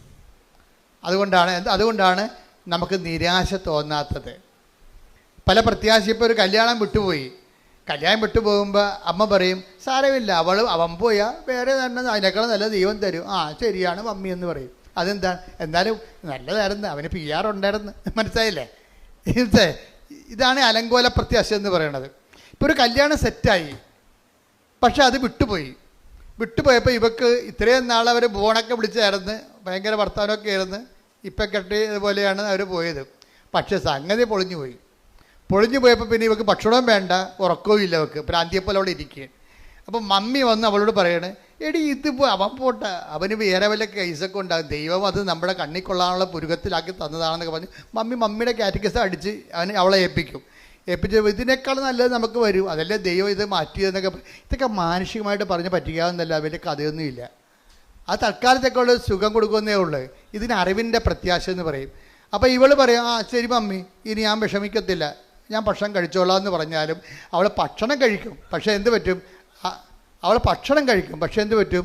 നിരാശ അവളുടെ ഉള്ളിൽ. ഇപ്പോൾ നല്ലതായിരുന്നത്, അതിന് നല്ല അതിന് PR കിട്ടുമായിരുന്നു, ഇനി വലിയ കുഴപ്പമൊന്നുമില്ല, ഇനി ഏത് കാലമാടനാണോ വരാൻ പോണത് എന്നൊക്കെ ഓർത്തിട്ട് അവൾക്ക് ഭയങ്കര സംഘർഷം ഉണ്ടാകും. ഇങ്ങനെ ഈ ഒരു വിഷയത്തിനാണ് നമ്മളെ നിരാശ ഉണ്ടാകും, പ്രത്യാശ ഉണ്ടാകും, പക്ഷെ അതേസമയം തന്നെ നിരാശ തോന്നിക്കുകയും ചെയ്യും. ഇവിടെ പരിശുദ്ധാത്മാവിന് പ്രത്യേകിച്ച് റോളൊന്നുമില്ല. അപ്പുറത്തെ കാര്യം എന്താണ്? ഇപ്പം ഈ മമ്മി പറഞ്ഞിട്ടുണ്ടായിരിക്കുന്ന പ്രത്യാശ മാനുഷികമായ അറിവിൻ്റെ പ്രത്യാശയാണ്. പക്ഷെ നമുക്ക് വേണ്ടത് എന്താണ്? അഭിഷേകത്തിൻ്റെ പ്രത്യാശയാണ്. അഭിഷേകത്തിൻ്റെ പ്രത്യാശ എങ്ങനെയാണ് വരണത്? ദൈവസ്നേഹത്തിൽ നിന്നാണ് ഉണ്ടാകണത്. നിങ്ങൾ പത്രം കൊടുത്തു എന്നും പറഞ്ഞുകൊണ്ട് നിങ്ങൾക്ക് ദൈവാനുഗ്രഹം കിട്ടണമെന്ന് നിർബന്ധമില്ല. കൊടുക്കണം എന്താണ്? ദൈവസ്നേഹത്തോടെ കൊടുക്കണം. പറഞ്ഞ മനസ്സിലായില്ലേ? കാര്യം ഇതിൻ്റെ എല്ലാം എപ്പോഴും നമ്മൾ ശ്രദ്ധിക്കേണ്ടത്, ഉടമ്പടിയുടെ ഓരോ കാര്യവും ശ്രദ്ധിക്കേണ്ടത് നിങ്ങൾ ചെയ്യുന്ന. ഇപ്പോൾ രോഗികളെ നിങ്ങളെ പോയി കാണുന്നു അല്ലേ? രോഗികളെ പോയി കാണുന്നു. അതുപോലെ തന്നെ നിങ്ങൾ വസ്ത്രമില്ലാത്തവർക്ക് വസ്ത്രം കൊടുക്കുന്നു. അതുപോലെ തന്നെ നിങ്ങൾ പൈസ ഇല്ലാത്തവർക്ക് പൈസ കൊടുക്കുന്നു. ഇതൊക്കെ നിങ്ങൾക്ക് സാങ്കേതികമായിട്ടൊക്കെ ചെയ്യാൻ പറ്റും, ആരും ചെയ്യണതാണിത്. പക്ഷേ അതല്ല പ്രശ്നം. ഉടമ്പടിയിൽ അത് ചെയ്യുമ്പോൾ അത് ദൈവികമാകണമെന്നുണ്ടെങ്കിൽ ദൈവസ്നേഹത്തിലൂടെ ചെയ്യാൻ പറ്റത്തുള്ളൂ. ഈ ദൈവസ്നേഹത്തോടെ ചെയ്യുമ്പോഴാണ് ദൈവികമായ, ഇപ്പം നമ്മൾ ഫെയ്ത്ത്, ഹോപ്പ് ആൻഡ് ചാരിറ്റിക്ക് ദൈവിക പുണ്യങ്ങളെന്നാണ് പറയണത്. അപ്പോൾ അതിനെ ദൈവിക പുണ്യം എന്ന് പറയാൻ കാര്യം എന്താണ്? ഈ സംഭവം തന്നെ ഓപ്പൺ മാർക്കറ്റിൽ കിട്ടും പുണ്യങ്ങളെ. നമ്മളതിനെ പുണ്യങ്ങളെന്നല്ലേ വിളിക്കുന്നത്. പ്രത്യാശയൊക്കെ മനുഷ്യന്മാർക്കുണ്ടല്ലോ, അത് കെട്ടിയെടുത്ത് ക്രിസ്ത്യാനി ആയിട്ടില്ലെങ്കിലും പ്രത്യാശ ആൾക്കാർക്കുണ്ടല്ലേ, മാനുഷികമായ പ്രത്യാശ ഉണ്ട്. എന്തുകൊണ്ടാണ് ഇതിനെ ദൈവിക പുണ്യങ്ങളെന്ന് വിളിക്കാൻ കാര്യം എന്താണ്? ദൈവദത്തമായ പുണ്യങ്ങളാണ്. അതായത് പരിശുദ്ധാത്മാവിന് ദാനമായിട്ട് ലഭിക്കുന്നത് കൊണ്ടാണ്. അതുകൊണ്ടാണ് പൗലോസ് 5:5 പറയണത്, പ്രത്യാശ നമ്മളെ നിരാശരാക്കുന്നില്ല. പറഞ്ഞേ, പ്രത്യാശ നമ്മെ നിരാശരാക്കുന്നില്ല. നമ്മൾ ചിന്തിയിരിക്കുന്ന പരിശുദ്ധാത്മാവിനാൽ, ദൈവത്തിന്റെ സ്നേഹമെന്തെന്ന് നമ്മൾ അറിയുന്നു. അപ്പൊ പ്രത്യാശ നമ്മൾ അനുഭവിക്കുമ്പോഴും അടിസ്ഥാനപരമായിട്ട് നമ്മൾ അനുഭവിക്കുന്നത് എന്താണ്? ദൈവത്തിന്റെ സ്നേഹമാണ്. ഈ പ്രൊഫസർ ടോയ് തോമസിൻ്റെ വൈഫ്, അവർക്ക് അവർ പാലിയേറ്റീവ് കീമോയാണ് എടുത്തത്. വെച്ച് കഴിഞ്ഞാൽ അത് നല്ല മോർഫിനൊക്കെ അടിച്ചുള്ള ഒരു കീമോയാണ് ആ സംഭവം. അപ്പം അത് ഒരു മരവിപ്പ് തോന്നുന്നു, അത്രേ ഉള്ളൂ. രോഗം സുഖമാക്കുകയില്ല. രോഗത്തിൻ്റെ മരുന്നൊന്നും ഇല്ല, ആ രോഗത്തിന് മരുന്നില്ല. ഓപ്പറേഷൻ ഇല്ലെന്ന് പറഞ്ഞില്ല, റേഡിയേഷൻ ഇല്ല, കീമോയും ഇല്ല. പക്ഷേ ഇത് കഴിയുമ്പോൾ പക്ഷേ ഇവർക്ക് നല്ല പ്രത്യാശ കിട്ടും. ഇവർ പറയുന്ന വാക്കതാണ്, ഇങ്ങനെയൊക്കെ ഇത്രയും വലിയ ചികിത്സയാണെങ്കിലും എനിക്ക് നല്ല പ്രത്യാശ ഉണ്ടെന്ന്. ആ പ്രത്യാശ എന്ത് പ്രത്യാശയാണ്? പരിശുദ്ധാത്മാവിൻ്റെ പ്രത്യാശയാണ്, ദൈവികമായ പ്രത്യാശയാണ്. ഇവരെന്നോട് ചോദിക്കും, ഇവർ കണ്ണാടി നോക്കി ചോദിക്കണം, കർത്താവേ എൻ്റെ മുടി എന്താണ് കൊഴിയാത്തതെന്ന്. കീമോയൊക്കെ എടുക്കുന്നുണ്ട്, പക്ഷെ മുടി കൊഴിയണില്ല. കാര്യം നീ അഗ്നിയിലൂടെ നടക്കും, അഗ്നി നിന്നെ വിഴുങ്ങത്തില്ല. അഭിഷേക വിധി പ്രകാരമുള്ള പ്രത്യാശയാണ്. ഇത് ദൈവത്തിന് സാധിക്കുന്നത്, നമുക്ക് സാധിക്കുന്നത് ഉടമ്പടിയിലൂടെയാണ്. ദൈവികമായി ദാനം നമുക്ക് അവകാശമാക്കുന്നത് എങ്ങനെയാണ്? അവൻ പറയണത് പോലെ ചെയ്യുമ്പോഴല്ല, അവൻ പറയണത് പോലെ ദൈവസ്നേഹത്തോടെ ചെയ്യുമ്പോഴാണ്. കൈയടിച്ച് ശ്രദ്ധിക്കട്ടെ.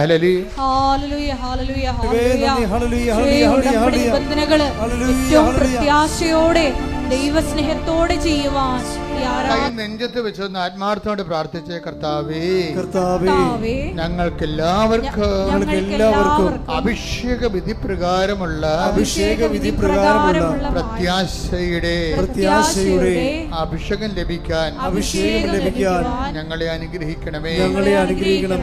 ഞങ്ങളുടെ ജീവിതത്തില് അങ്ങയുടെ തിരുസന്നിധിയിൽ വെച്ചിട്ടുള്ള വിഷയങ്ങള് അങ്ങയുടെ കാലത്ത് നടക്കുന്നത് വരെ പ്രത്യാശയോടെ ജീവിക്കുവാൻ ഞങ്ങൾക്ക്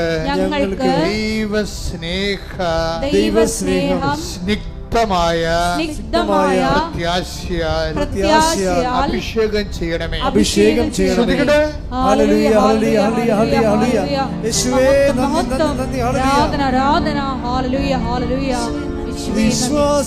വിശ്വാസത്തിനാത്മാവേ വരേണമേ, ആശ്വാസത്തിനാത്മാവേ വരേണമേ, വിശ്വാസത്തിനാത്മാവേ വരേണമേ, ആശ്വാസത്തിനാത്മാവേ വരേണമേ, പരിശുദ്ധാത്മാവേ പാവനാത്മാവേ നിന്റെ ഹൃദയത്തിൽ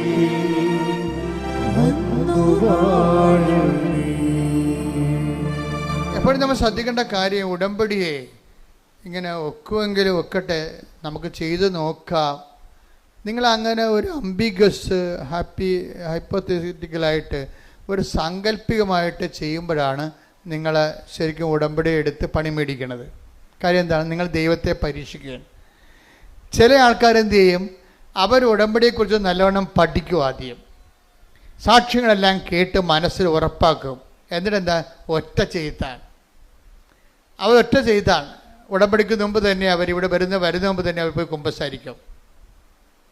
അവർ ഇന്നലെ കേട്ട സാക്ഷ്യം എന്താണ്? ഞാൻ ഉടമ്പടിക്ക് മുമ്പ് തന്നെ 1 മാസമേ ഉടമ്പടിക്ക് എന്നെ ഒരുക്കിയെന്ന്. അതാണ് സംഭവം.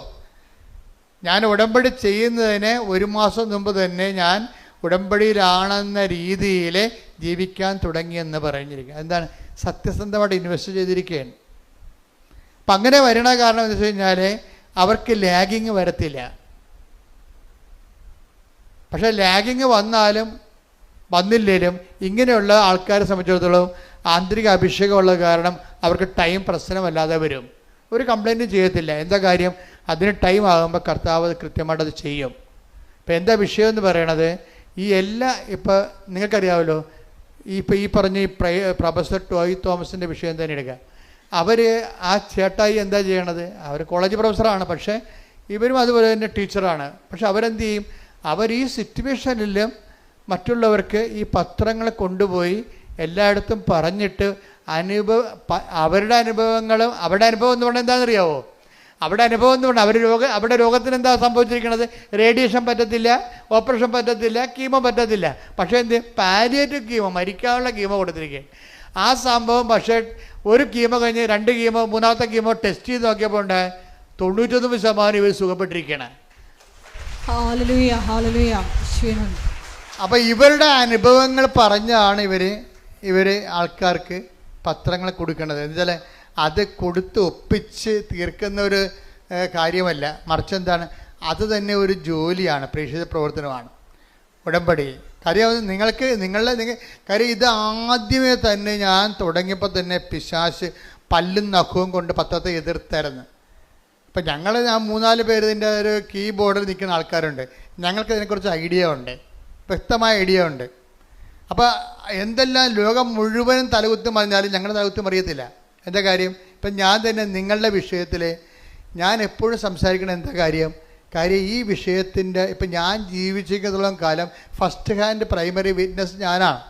മാതാവ് പ്രത്യക്ഷപ്പെടേണ്ട കണ്ടത് ഞാൻ മാത്രമേ അമ്മയെ കണ്ടുള്ളൂ, സത്യമായിട്ടും കണ്ടുള്ളൂ. പക്ഷേ ഇന്ന് ലക്ഷക്കണക്കിന് മനുഷ്യർ അമ്മയെ കാണുന്നുണ്ട്, അനുഭവത്തിലൂടെയും നേരെയും. അപ്പോൾ ഇപ്പോൾ തന്നെ പ്രൊഫസർ ജോയ് തോമസിൻ്റെ ഈ ക്യാൻസർ വന്നിരിക്കുന്ന ചേച്ചി ഒരു ദിവസം വചനം കേട്ടുകൊണ്ടിരിക്കുക പറയും, ഇന്ന് കഠോരമായ രോഗത്തിലിരിക്കുന്നവർ മാതാവിൻ്റെ സാന്നിധ്യം മഴവില്ല് പോലെ കാണുമെന്ന് പറഞ്ഞ് അതുപോലെ തന്നെ കണ്ട്. അതെന്താ കാര്യം വെച്ച് കഴിഞ്ഞാൽ ഈ വിശ്വാസത്തിൽ ദൈവത്തെ അന്വേഷിക്കുന്നവർക്ക് ദൈവം സമീപസ്ഥനാണ്. ഹൃദയ പരമാർത്ഥതയോടെ take the word of God. സ്തുതിക്കട്ടെ, ഹല്ലേലൂയ. 145 സങ്കീർത്തനം 18 തിരുവചനം. സങ്കീർത്തനം 145:18. തന്നെ വിളിച്ചപേക്ഷിക്കുന്നവർക്ക് ഹൃദയ പരമാർത്ഥതയോടെ വിളിച്ചപേക്ഷിക്കുന്നവർക്ക് കർത്താവ് സമീപസ്ഥനാണ്. കളങ്കമില്ലാതെ പരമാർത്ഥത വേണം. അല്ല വെക്കുവോ? അച്ഛൻ പറഞ്ഞ് ശരിയായിരിക്കുവോ? അത് മഴവില്ല് ചുമ്മാ കണ്ടതല്ലേ? ആകാശത്ത് കാണാൻ മഴവില്ലൊക്കെ പിന്നെ അച്ഛൻ പറഞ്ഞതാണ്. അച്ഛൻ പറഞ്ഞാലും പറഞ്ഞില്ലെങ്കിലും മഴവില്ല് അവിടെ ഉണ്ടാകത്തില്ലേ? ഇങ്ങനെയൊക്കെ എന്ത് വേണമെങ്കിൽ നമുക്ക് സംശയിക്കാം. അതുകൊണ്ട് തന്നെയാണ് ഹൃദയ പരമാർത്ഥതയോടെ. കാര്യം എന്താണ്? കർത്താവ് എന്നോട് സംസാരിച്ചതാണെന്ന് അതൊക്കെയറിയാമല്ലോ. ദൈവഹിതപ്രകാരമുള്ള ദർശനങ്ങളുണ്ടാകും. അപ്പോൾ ആ വ്യക്തിക്ക് അത് ഉദ്ദേശിക്കുന്നുണ്ടെങ്കിൽ ആ വ്യക്തിക്ക് അതിൻ്റെ ഇൻ്റർപ്രിട്ടേഷൻ കൊടുത്തിരിക്കും ദൈവം. ഇങ്ങനെയല്ല നമ്മൾ സ്വപ്നത്തിലൂടെ ഓരോ കാര്യങ്ങൾ വിവേചിക്കണത്. ദൈവഹിതപ്രകാരമുള്ള ദൈവം ഉദ്ദേശിച്ചിട്ട് കൊടുക്കുന്ന സ്വപ്നങ്ങളുണ്ട്, ദൈവം ഉദ്ദേശിച്ചിട്ട് കൊടുക്കുന്ന ദർശനങ്ങളുണ്ട്. അതെന്താണ്? അതിൻ്റെ പ്രിൻ്റ് ഔട്ട് ഉൾപ്പെടെയാണ് അതിൻ്റെ ആ വ്യക്തിയെ അഡ്രസ്സ് ചെയ്യണത് വിത്ത് അഡ്രസ്സാണ് കൊടുക്കണത്. കാര്യം എന്താണ്? ഇത് എന്നെക്കുറിച്ച് പറഞ്ഞതാണെന്ന് ആന്തരികമായ ബോധ്യം എനിക്ക് കിട്ടും. Praise the Lord. ദൈവഹിതപ്രകാരമുള്ള ദർശനങ്ങൾക്കോ സ്വപ്നങ്ങൾക്കോ ദൈവം നിങ്ങൾക്ക് തന്നെ ബോധ്യപ്പെടുത്തി തരും. എന്താണ്? ഇത് നിങ്ങളെ തന്നെ ഉദ്ദേശിച്ച് ചെയ്തിട്ടുള്ളതാണെന്ന് പറയും. അത് പറയുന്ന സമയത്ത് ചിലർക്ക് കുളിരോടുന്ന പോലുള്ള ശാരീരികമായ ഫിസിക്കൽ ഫിനോമിന ഉണ്ടാകും. ദൈവാനുഭവത്തിന് ഒത്തിരിയേറെ രസകരമായ അനുഭവങ്ങളുണ്ട്. കാര്യം അത് പറഞ്ഞുകൊണ്ടിരിക്കുന്ന സമയത്ത് 2 പടി ഇരട്ട അഭിഷേകം എന്ന് പറയും. പറയുന്നവർക്കും കേൾക്കുന്നവർക്കും ഒരേ സമയം തന്നെ ആന്തരികമായ ഈ ബോഡിയിൽ തന്നെ ഫീലിംഗ് ചെയ്യും. ഒരു പ്രത്യേക നമ്മൾ ഒരു പൂരണിപ്പ് എന്നൊക്കെ പറയുന്ന പോലെ രീതിയിലുള്ള ഒരു ഫീലിംഗ് നമുക്കുണ്ടാകും. കേൾക്കുന്നവർക്കും ഉണ്ടാകും, പറയുന്നവർക്കും ഉണ്ടാകും. അപ്പോൾ എന്താണ്? പരിശുദ്ധാത്മാവിൽ ചെയ്യുന്ന കാര്യങ്ങൾക്കും സംഭവിക്കുന്ന കാര്യങ്ങൾക്കും നമുക്ക് പേഴ്സണൽ കൺകറൻസ് കിട്ടാൻ നമുക്ക് വ്യക്തിപരമായി ദൈവം നൽകുന്ന ശാരീരികമായ അനുഭവങ്ങൾ ഫിസിക്കൽ ഫിനോമിറ്റിസിസമാണ്. ശരിക്കും പറഞ്ഞാൽ ഇങ്ങനെയുള്ള ഒരു വിഷയം ദൈവികമായ കാര്യങ്ങളുടെ ശാരീരികമായ പ്രതിഭാസങ്ങൾ അത് ഇന്നത്തെ കാലത്ത് ഉടമ്പടിയുടെ അനുഭവങ്ങളിൽ കൂടിക്കൂടിയാണ് വരണത്. അപ്പം അത് എല്ലാവർക്കും അതുകൊണ്ടാണ് സുഗന്ധാഭിഷേകം വരണത്, മഴവില്ല് വരണത്, അതുപോലെ തന്നെ മാതാവ് സ്വപ്നത്തിൽ വന്ന് വിളിക്കണത്. കഴിഞ്ഞ ദിവസങ്ങളിൽ ഒരു സാക്ഷ്യം ഉണ്ടായെന്ന് വെച്ച് കഴിഞ്ഞാൽ ആ മനുഷ്യന് നമ്മുടെ അദ്ദേഹം പറയണത് ഇവിടെ ഇതിന് വാതിക്കലിരിക്കുന്ന മാതാവ് വന്ന് എന്നെ ഒരു സ്വർണത്തിൻ്റെ വടി കൊണ്ട് ഞാൻ അമ്മയോട് പറഞ്ഞായിരുന്നു, അമ്മ എൻ്റെ ജന്മത്തിൽ ഞാൻ 5:30 എഴുന്നേരം ചരിത്രമില്ല. എനിക്ക് 35 വയസ്സായി. 35 കൊല്ലത്തിനുള്ളിൽ ഇന്ന് വരെ ഞാൻ 8 മണിക്കൊക്കെയാണ് എഴുന്നേക്കണത്. ഞാനെങ്ങനെയാണ് 5:30 എഴുന്നേക്കണത്? അപ്പോഴെന്ത് ചെയ്ത് അമ്മ കറക്റ്റ് 5:29 ആയപ്പോൾ കൃപാസനം വാദിക്കാൻ നിൽക്കുന്ന മാതാവ് വന്ന് എന്നെ തോണ്ടി വിളിച്ചു. ഞാൻ ഞെട്ടി എഴുന്നേറ്റ് നോക്കിയപ്പോൾ മണി 5:30. അതായത് ഇത് ഈ കാലങ്ങളിൽ അഡ്രസ്സ് നേരിട്ട് നമുക്ക് അനുഭവം കിട്ടും. നേരിട്ട്. അതായത് ഒന്നാമത്തെ കൃപാസനത്തിൻ്റെ വിഷയം സഞ്ചാരി മാതാവാണ്. എന്ന് വെച്ച് കഴിഞ്ഞാൽ ഇപ്പം തന്നെ ഇവരുടെ കാര്യം തന്നെ എടുക്കാം. ഇവർക്ക് ഈ ക്യാൻസർ 99% കുറഞ്ഞല്ല, പിന്നെ 1% ഉള്ളു. അപ്പം ആ സന്തോഷ വാർത്ത എന്നെ അറിയിക്കാൻ വേണ്ടി അവരിവിടെ വന്നപ്പോൾ എന്നാ പറ്റിയത്? പ്രൊഫസർ ഇവിടെ വന്നപ്പോൾ ഓഫീസിൽ നിന്ന് പറഞ്ഞ്, നിങ്ങൾ കഴിഞ്ഞ ആഴ്ച കണ്ടതല്ലേ അച്ഛനെ, കണ്ടിട്ട് പോയപ്പോഴല്ലേ ഇത്രയും കുറഞ്ഞിരിക്കണത്, ഇനിയിപ്പം നിങ്ങൾക്ക് 90 ദിവസം കഴിഞ്ഞ് കാണാൻ പറ്റത്തുള്ളൂ. കാര്യം ഒത്തിരി പേര് കാണാനുണ്ട്, ഒരു പ്രാവശ്യം പോലും കാണാത്തവരുണ്ടല്ലോ. അപ്പം പ്രൊഫസറിന് അത് കാര്യം മനസ്സിലായപ്പോൾ പ്രൊഫസർ സങ്കടത്തോടെയാണെങ്കിൽ തിരിച്ചുപോയി. പിറ്റേ ദിവസമുണ്ട് ഞാൻ പ്രൊഫസറിൻ്റെ വീടിൻ്റെ വാതിൽക്കൽ നിൽക്കണം. അല്ല, എനിക്കറിയാൻ പാടില്ല, ഞാൻ ചേന്നമംഗലത്ത് പോയ ആളാണ്. ചേന്നമംഗലത്ത് ഈ ചേന്നമംഗലം എൻ്റെ പഠനത്തിൻ്റെ ഒരു ഭാഗമാണ്. പഴയകാല ക്രിസ്ത്യൻ സെറ്റിൽമെൻറ്റാണ് ചേന്നമംഗലം എന്ന് പറയുന്നത്. 1800 കൊല്ലം പഴക്കമുള്ള സെറ്റിൽമെൻറ്റാണ്. അപ്പം അതിനെക്കുറിച്ചുള്ള പഠനങ്ങളൊക്കെ ഉണ്ട്. ഞാൻ പഠിച്ച ഒരു പുസ്തകം എഴുതുന്നുണ്ട്. ആ പുസ്തകത്തിൻ്റെ ആവശ്യത്തിന് വേണ്ടി ഞാൻ ചേന്നമംഗലത്ത് യഹൂദ പള്ളി ചെന്ന് ആ പള്ളി ഒത്തിരി ഏടാകൂടങ്ങളിൽ പോയിട്ടാണ് ആ പള്ളിയിലെത്തിയത്. പള്ളി അടച്ചിട്ടിരിക്കാൻ. പള്ളി അടച്ചിട്ടപ്പോൾ റോഡ് വക്കെ നിന്നിരിക്കുന്ന ഒരാളിനെ വേണ്ടി ഞാൻ വിളിച്ചിട്ട് ഞാൻ കാറിലേക്ക് വിളിച്ചപ്പോൾ അയ്യോ ജോസഫത്തല്ലേ, എന്താ ഇവിടെ എന്ന് ചോദിച്ചു. ഞങ്ങൾ ഇന്നലെ അച്ഛനെ കാണാമെന്നു. അപ്പോഴെന്ത്, അച്ഛാ ഞങ്ങൾ സാക്ഷ്യം പറയാൻ ഇരിക്കുകയാണ്, 1% കൂടിയേ എനിക്ക് ആൻസർ ഉള്ളൂ, ബാക്കിയെല്ലാം അമ്മ ഏറ്റെടുത്ത്. അച്ഛാ ഒന്ന് പ്രാർത്ഥിക്കാൻ പറഞ്ഞു. അപ്പോൾ എന്താണ്, ഇവിടുന്ന് മടക്കി വിട്ട ആളെ അമ്മ എന്നെ അവിടെ വീട്ടിൽ കൊണ്ട് ആശീർവദിച്ചു. അപ്പോൾ എന്താ പ്രശ്നം എന്ന് വെച്ച് കഴിഞ്ഞാൽ, സഞ്ചാരി മാതാവ് ഇതാണ് സംഭവം. ഇക്കാലങ്ങളിൽ ഉടമ്പടിയുടെ വിഷയം എന്ന് പറയണത് ജീവനോടെ അത് ഞാൻ പറഞ്ഞ ഉടമ്പടി നിങ്ങൾ അതിൻ്റെ ഒഴുക്കത്തുനിന്ന് ഒഴുകിയാൽ മതി. മനസ്സിലായോ? ഉടമ്പടി തടസ്സമില്ലാതെ ഒന്ന് ഒഴുകിയാൽ മതി. അതിൻ്റെ ഫലം സ്വാഭാവികമായിട്ട് ഉണ്ടാകണമെന്നാണ്. നമുക്ക് റിസ്ക് ഇല്ല. എന്താ കാരണം, ഒരു കാര്യം നടന്നില്ലെങ്കിൽ ദൈവം അത് ഏറ്റെടുത്തിട്ടുണ്ടെങ്കിൽ ദൈവം നേരിട്ട് ആ വിഷയത്തിൽ തീരുമാനം ഉണ്ടാക്കും. അതാണ് ഉടമ്പടി. എന്താ കാര്യം, ഇത് മാതാവിൻ്റെ പ്രത്യക്ഷീകരണത്തിൻ്റെ സ്ഥിരീകരണത്തിൻ്റെ വിഷയമായത് കാരണം നമ്മളെ അനുഗ്രഹിക്കുക, സാക്ഷികളാക്കി മാറ്റുക ആരുടെ ആവശ്യമാണ്? നമ്മുടെ ആവശ്യം പോലെ തന്നെ ദൈവത്തിൻ്റെ ആവശ്യമാണ്. അതുകൊണ്ടാണ് ഇത് സ്പീഡാകുന്നതിൻ്റെ കാര്യം. നിങ്ങൾക്ക് ചിലർക്ക് പറ്റുന്ന അബദ്ധം, നിങ്ങളിങ്ങനെ പൊട്ടം കണ്ണാനെ പോലെ തപ്പിയും തടഞ്ഞു വെക്കുക, എന്തിനൊക്കെ ചെയ്യോ, ഇനി അത് എവിടെ കൊടുക്കാനാണ്, രോഗികളെ കാണാനാണ്, ആരെ കാണാനാണ്, നമ്മുടെ താലൂക്കിൽ ഗവൺമെൻറ് ആശുപത്രി ഉണ്ടാ കൊള്ളാം, നല്ല പരിപാടിയെ പോയി. അവിടെ ഇന്ന് വരെ ഒരു ഗവൺമെൻറ് ആശുപത്രി പോയിട്ടില്ല, എല്ലാം പ്രൈവറ്റ് ആശുപത്രിയിലേ പോയിട്ടുള്ളൂ. അപ്പോൾ പാവത്തങ്ങളൊക്കെ ഉള്ള ഗവൺമെൻറ് ആശുപത്രി ആയിരിക്കുമല്ലോ ഉള്ളത്, അവരാണല്ലോ പോയി കാണേണ്ടത്. അപ്പോൾ അവരെപ്പോൾ കാണുമ്പോൾ ഇവർക്ക് അറിയത്തില്ല, ഇവരുടെ മനുഷ്യരുടെ സംസർഗം അതാണ്. നമ്മുടെ താലൂക്കിൽ ഗവൺമെൻറ് ആശുപത്രി ഉണ്ടാകുന്ന പോലും അവർക്ക് അറിയത്തില്ല, അത്രയും ബന്ധമുള്ളു. അങ്ങനെ മനുഷ്യനുമായിട്ട്, സാധാരണ മനുഷ്യനായിട്ട് ഒരു ബന്ധമില്ലാത്തവരെ ഇപ്പോഴെന്ത് ഉടമ്പടി എന്ത് ചെയ്യും, അവരെ തിരക്കിപ്പോകും. തിരക്കിപ്പോകണത് ഉടമ്പടിയുടെ ഒരു നിയോഗം നിറവേറ്റാനല്ല, ശരിക്കും പറഞ്ഞാൽ ദൈവത്തിൻ്റെ സ്നേഹത്തിൽ നിങ്ങൾ വളരാൻ വേണ്ടിയാണ്. Price the Lord. അത് മനസ്സിലായി, അത് ഓർത്തേക്കണം. ഉടമ്പടി അപ്പോൾ നിങ്ങൾ ഞങ്ങൾ പ്രൈവറ്റ് ആശുപത്രിയിൽ പോയി, ഞങ്ങളത് കണ്ടു, രോഗികൾ കണ്ടു, കുറേ നേരം അവിടെ ഇരുന്ന് സംസാരിച്ചു, അവർക്ക് ഞങ്ങളുടെ കയ്യിലുള്ളതൊക്കെ കൊടുത്തു എന്നൊക്കെ പറഞ്ഞാൽ ഒന്നും ഉടമ്പടി വർക്ക് ചെയ്യത്തില്ല. നിങ്ങളെന്താ കാര്യം നിങ്ങൾ ചെയ്യണ കാര്യങ്ങളെല്ലാം ആരാ? ക്രിസ്തുവിനോടുള്ള സ്നേഹത്തോടെയാണ് ചെയ്യേണ്ടത്. Price the Lord. ഇത് നിങ്ങൾ ചെയ്യുമ്പോഴെല്ലാം കർത്താവിൻ്റെ സ്നേഹത്തിലാണ് അത് ചെയ്യേണ്ടത്. പ്രാർത്ഥിക്കുക.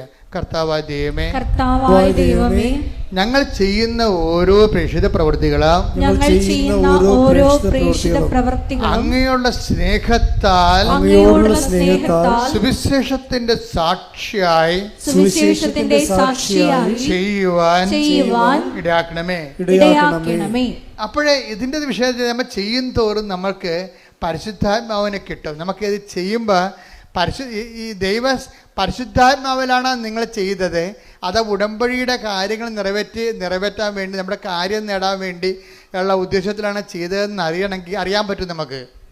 ഇപ്പം നിങ്ങളൊരു കാര്യം ചെയ്ത് ഒരു സാരി വാങ്ങിച്ചു കൊടുത്തു, അല്ലെങ്കിൽ നിങ്ങൾ പൈസ ആൾക്കാർക്ക് കൊടുത്തു, അല്ലെങ്കിൽ നിങ്ങൾ ഭക്ഷണം പാകം ചെയ്തുകൊണ്ട് കൊടുത്തു. ഇത് നിങ്ങൾ ചെയ്യുമ്പോൾ ഇത് പരിശുദ്ധാത്മാവിലാണ് ചെയ്തത്. അതാ നിങ്ങളുടെ ഹ്യൂമൻ സ്പിരിറ്റിൽ ഉടമ്പടിയുടെ കാര്യങ്ങൾ നിറവേറ്റാൻ വേണ്ടി ചെയ്യണമല്ലോ എന്ന് വിചാരിച്ചുകൊണ്ട് ചെയ്യാൻ വേണ്ടി ചെയ്തതാണോ എന്ന് അറിയാൻ നമുക്ക് പറ്റും. എങ്ങനെ അറിയാൻ പറ്റുമെന്ന് അറിയാമോ? പരിശുദ്ധാത്മാവിലാണ് ചെയ്തതെങ്കിൽ പിന്നെയും ചെയ്യാൻ വേണ്ടി നമുക്ക് സ്പിരിറ്റ് ഉണ്ടാകും. ഇല്ലെന്നുണ്ടെങ്കിൽ ഇന്ന് രോഗികൾ കൊണ്ടേ കൊടുത്ത് ഇനിയിപ്പോൾ 90 ദിവസം അത് അവരെ കൊടുത്താൽ മതിയല്ല. മനസ്സിലായില്ലേ? 90 ദിവസം ഉണ്ട്. അപ്പോൾ എല്ലാ ആഴ്ചയും കൊണ്ടുപോയി രോഗികൾക്ക് ഭക്ഷണം കൊടുക്കണം. കുഴപ്പമില്ല, 90 ദിവസം വരെ കൊടുക്കാം, പട്ടണത്തിനും കൊടുക്കാം. അപ്പം നമ്മൾ ഈ ദിവസം എണ്ണി കൊടുക്കും. അത് പക്ഷേ അതിനൊന്നും കൗണ്ട് ഡൗൺ ആണ്. അതൊക്കെ എന്താ പ്രശ്നം വെച്ച് കഴിഞ്ഞാൽ അത് ഉടമ്പടി പ്രകാരമല്ല. അത് നിങ്ങളുടെ വയറ്റിപ്പഴപ്പിന് വേണ്ടി നിങ്ങൾ ചെയ്യുന്ന എന്തോ എന്തോ ഒരു ദൈവത്തിൻ്റെ കണ്ണി പൊടിയിടാൻ വേണ്ടിയുള്ള എന്തോ ഒരു തരം പ്രവർത്തനങ്ങളാണ്, മനുഷ്യ പ്രവർത്തനങ്ങളാണ്. അത് പ്രേക്ഷിത പ്രവർത്തനങ്ങളല്ല. ഇത് പ്രേക്ഷിത പ്രവർത്തനവും മനുഷ്യ പ്രവർത്തനവും തമ്മിലുള്ള വ്യത്യാസം. പ്രേക്ഷിതം മീൻസ് അതിൻ്റെ അർത്ഥം എന്താ? വൺ ഹു ഈസ് സെൻറ്റ്, അല്ലേ? പ്രേക്ഷിതം അതായത് ഒരാളെ പറഞ്ഞു വിടുക. ഒരാൾ പറഞ്ഞിട്ടാണ് നമ്മളത് ചെയ്യണത്. അതിനാണ് പ്രേക്ഷിതം എന്ന് പറയണത്. സംസ്കൃത വാക്കാണ്. അതിനാ പ്രേക്ഷിത എന്നൊക്കെ പറയത്തില്ലേ. എന്നുവെച്ചാൽ സ്വയം ചെയ്യണതല്ല. ദൈവം എൻ്റെ പിതാവ് എന്നെ അയച്ചതുപോലെ ടേക്ക് ദ ബെഡപ്പോട് ശ്രദ്ധിക്കട്ടെ. ഹല്ലേലൂയ ഹല്ലേലൂയ ഹല്ലേലൂയ. യേശുവേ നന്ദി, യേശുവേ സ്തുതി. ഹല്ലേലൂയ ഹല്ലേലൂയ ഹല്ലേലൂയ ഹല്ലേലൂയ. യേശുവേ ആരാധന ആരാധന ആരാധന. യേശുവേ നന്ദി, മഹത്വം മഹത്വം മഹത്വം. യോഹന്നാൻ 20:21. യോഹന്നാൻ 20:21. പിതാവ് എന്നെ അയച്ചതുപോലെ, പറഞ്ഞ പിതാവ് എന്നെ അയച്ചതുപോലെ ഞാനും നിങ്ങളെ അയക്കുന്നു. അതാണ് വിഷയം. ഞാനും അയക്കുന്നു. അടുത്ത വരി. ഇത് പറഞ്ഞിട്ട് അവരുടെ മേൽ വിശ്വസിച്ചുകൊണ്ട് അവരോട് അരുൾ ചെയ്തു, നിങ്ങൾ പരിശുദ്ധാത്മാവിനെ സ്വീകരിക്കുവിൻ. അപ്പോൾ എപ്പോഴും പ്രേക്ഷിത പ്രവർത്തനത്തിന് അത് എൻസ്പിരിറ്റഡ് ആണ്, മനസ്സിലായില്ലേ? മറ്റൊരു സാധാരണ പ്രവർത്തനങ്ങൾക്ക് ഹ്യൂമൻ സ്പിരിറ്റഡ് ആണ്. ഇത് വ്യത്യാസം ഇതാണ്. പ്രേക്ഷിത പ്രവർത്തനം. ഇപ്പം നമ്മൾക്ക് നമ്മുടെ IELTS പാസ്സാകാൻ വേണ്ടി നമ്മൾ പൊതിച്ചോറ് കെട്ടിക്കൊണ്ടുപോയി രോഗികൾക്ക് കൊടുക്കുന്നു, ഗുഡ് ബൈ, അവരും തിന്ന് നമുക്ക് സമാധാനം. എന്നിട്ട് നമ്മൾ കമ്പ്യൂട്ടറെ റിസൾട്ട് വന്നാന്ന് പറഞ്ഞ് കൈയടിച്ചെടുത്ത് നോക്കിക്കൊണ്ടിരിക്കുന്നു. ഇത് ഹ്യൂമൻ സ്പിരിറ്റിലാണ് വർക്ക് ചെയ്യണത്. പ്രേക്ഷിത പ്രവർത്തനം എന്ന് പറഞ്ഞാൽ എന്താണ്? എൻ്റെ പിതാവ് എന്നെ അയച്ചതുപോലെ. പിതാവ് യേശുവിന് ഏറ്റവും വലിയ പ്രേക്ഷിതനാരാണ്? ഈശോയാണ്. അപ്പ അയച്ചതാണ്. എൻ്റെ പിതാവിനെ അയച്ചതുപോലെ എന്ത് ചെയ്യാണ്? ഞാനും നിങ്ങളെ അയക്കുന്നു. അപ്പോൾ നിങ്ങൾ പോകുമ്പോൾ യേശുക്രിസ്തുവാണ് നിങ്ങളെ ഗവൺമെൻറ് ആശുപത്രിയിലോട്ട് പറഞ്ഞു വിട്ടിരിക്കുന്നത് എന്ന് നമുക്ക് ഫീൽ ചെയ്യണം. അപ്പോഴാണത് പ്രേക്ഷിത പ്രവർത്തനമാകണത്. യേശുക്രിസ്തുവാണ് നിങ്ങളെ. കർത്താവേ, ഒരു 10 പത്രം കയ്യിലെടുത്ത് വെച്ചാൽ അല്ലെങ്കിൽ 10 പൊതിച്ചോറ് ഉണ്ടാക്കുന്ന സമയത്ത് നിങ്ങൾ ജപമാല ചൊല്ലിക്കൊണ്ടാണല്ല രോഗികൾക്ക് വേണ്ടി പൊതിച്ചോറ് ഉണ്ടാക്കുന്നത്. അപ്പോൾ ഉണ്ടായിക്കൊണ്ടിരിക്കുന്ന സമയത്ത് നിങ്ങൾക്ക് അത് കൊണ്ടുപോകുന്നതിന് വേണ്ടി പരിശുദ്ധാത്മാവ് നിങ്ങൾക്ക് ആ സമയത്ത് തരും ദൈവം. അതാണ് പ്രേക്ഷിത പ്രവർത്തനത്തിൻ്റെ ഗുണം. പരിശുദ്ധാത്മാവ് തന്നു കഴിഞ്ഞാൽ ഇപ്പോൾ ഈ ജിബിൻ്റെ സാക്ഷ്യം കണ്ട് ജുബിൻ ഞാൻ പറഞ്ഞു, നേരത്തെ പറഞ്ഞ കക്ഷിയില്ലേ, അയാളുടെ ചെറുപ്പക്കാരനാണ്. അയാൾ ഉടമ്പടി എടുത്തപ്പോൾ എന്താ സംഭവിച്ചത്? അയാൾക്ക് 4 സപ്ലൈ ഉണ്ടായത്, പിന്നെ അത് കൂടി 7 സപ്ലൈ ആയി. പിന്നെ എന്ത് ചെയ്ത്? അടുത്ത എഴുത്തിന് 7 സപ്ലൈ ആൾ ജയിച്ചു. അതാണ് വിഷയം.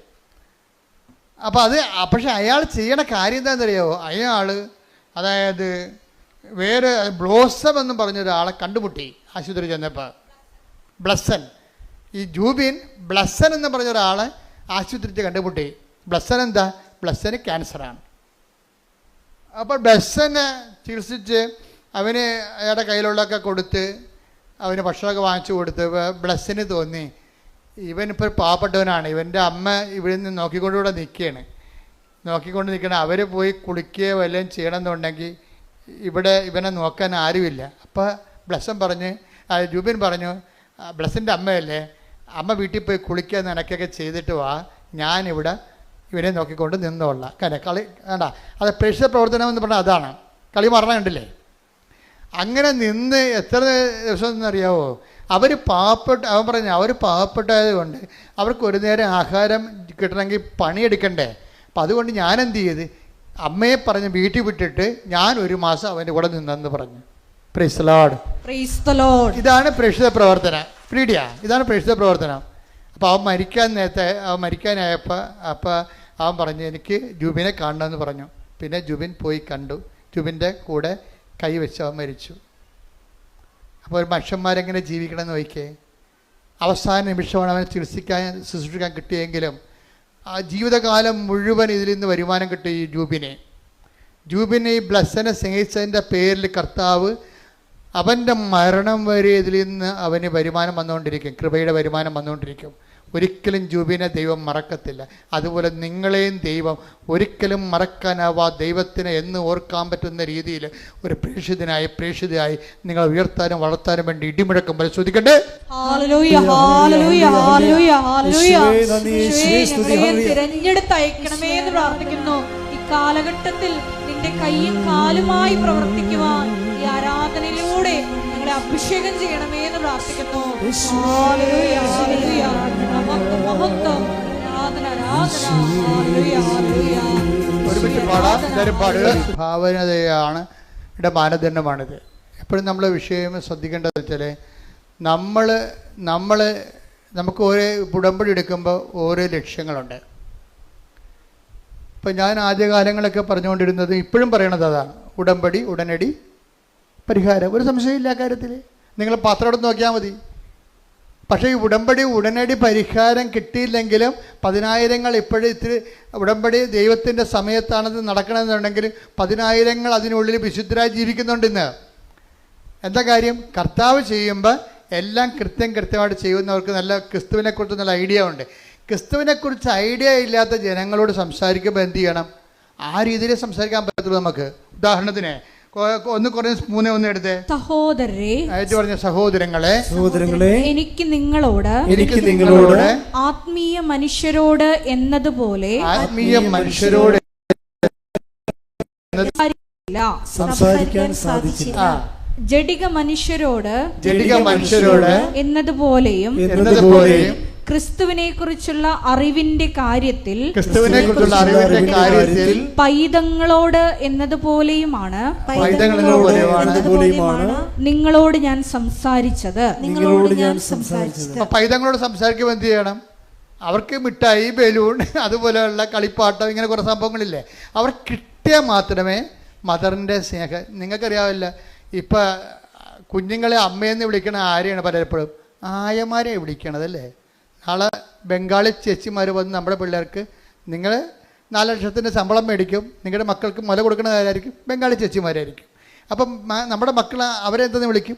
അമ്മയെന്ന് വിളിക്കും. നിങ്ങളെന്തെന്ന് വിളിക്കും? ആയെന്ന് വിളിക്കും. ഇതാണ് പ്രശ്നം. പിള്ളേരുടെ ഒരു സൈക്കോളജിയിൽ എന്താ ഉള്ളത്? ആര് എന്ത് കൊടുക്കുന്നു അവരാണ് അമ്മ. ഞാൻ പറഞ്ഞിട്ട് കാര്യമില്ല. ആര് കൊടുക്കുന്നു? അമ്മയെ എപ്പോഴും അമ്മയായി നിൽക്കുന്നത് എന്തുകൊണ്ടാണ്? എല്ലാ കാര്യങ്ങളും കുഞ്ഞിനെ ചെയ്ത് കൊടുക്കുന്നത് കൊണ്ടാണ്. അപ്പം ദൈവത്തിന് ഇങ്ങനെ ഒരു കാലം ഉണ്ടെന്നാണ് പൗരസഭ പറയുന്നത്. ഒന്നിനു വായിച്ചത്. സഹോദരങ്ങളെ, എനിക്ക് നിങ്ങളോട് ആത്മീയ മനുഷ്യരോട് എന്നതുപോലെ സംസാരിക്കാൻ സാധിച്ചില്ല. സംസാരിക്കാൻ സാധിക്കും. ആത്മീയ മനുഷ്യരോടാണ് സംസാരിക്കണമെന്നുണ്ടെങ്കിൽ എന്താണ്? നേരത്തെ പറഞ്ഞ കാര്യം 1 തിമോത്തി 4:8 എന്താണ്? ആത്മീയ മനുഷ്യരോട് സംസാരിക്കുന്നത് എന്തിനെക്കുറിച്ചാണ്? നിത്യജീവനെക്കുറിച്ചായിരിക്കും. ജഡിക മനുഷ്യരോട് സംസാരിക്കുന്നത് എന്തിനെക്കുറിച്ചായിരിക്കും? ഈ ജീവിതത്തിന് വേണ്ടിയായിരിക്കും സംസാരിക്കണത്.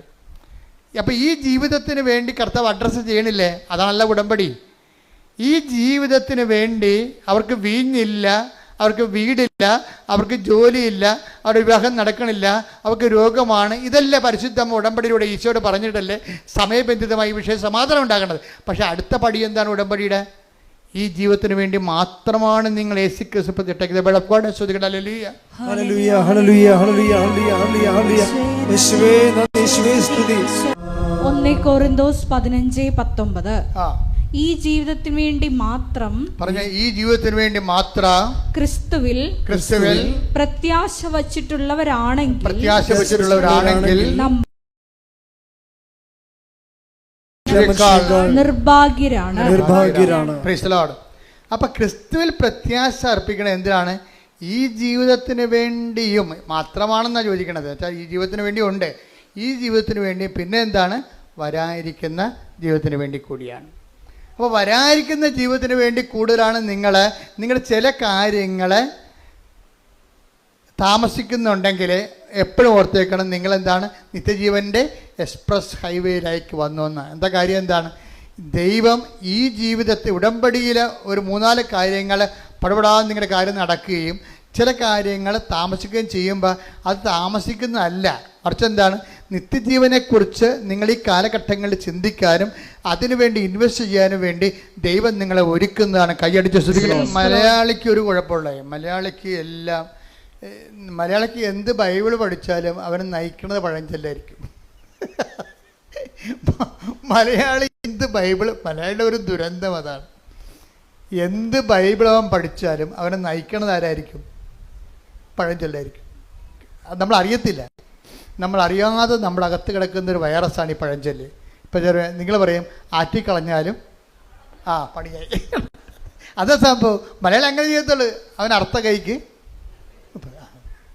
അപ്പം ഈ ബേസിക് സ്വഭാവങ്ങളുള്ള കാരണം തന്നെ ദൈവാനുഗ്രഹം കുറയാൻ സാധ്യതയുണ്ട്.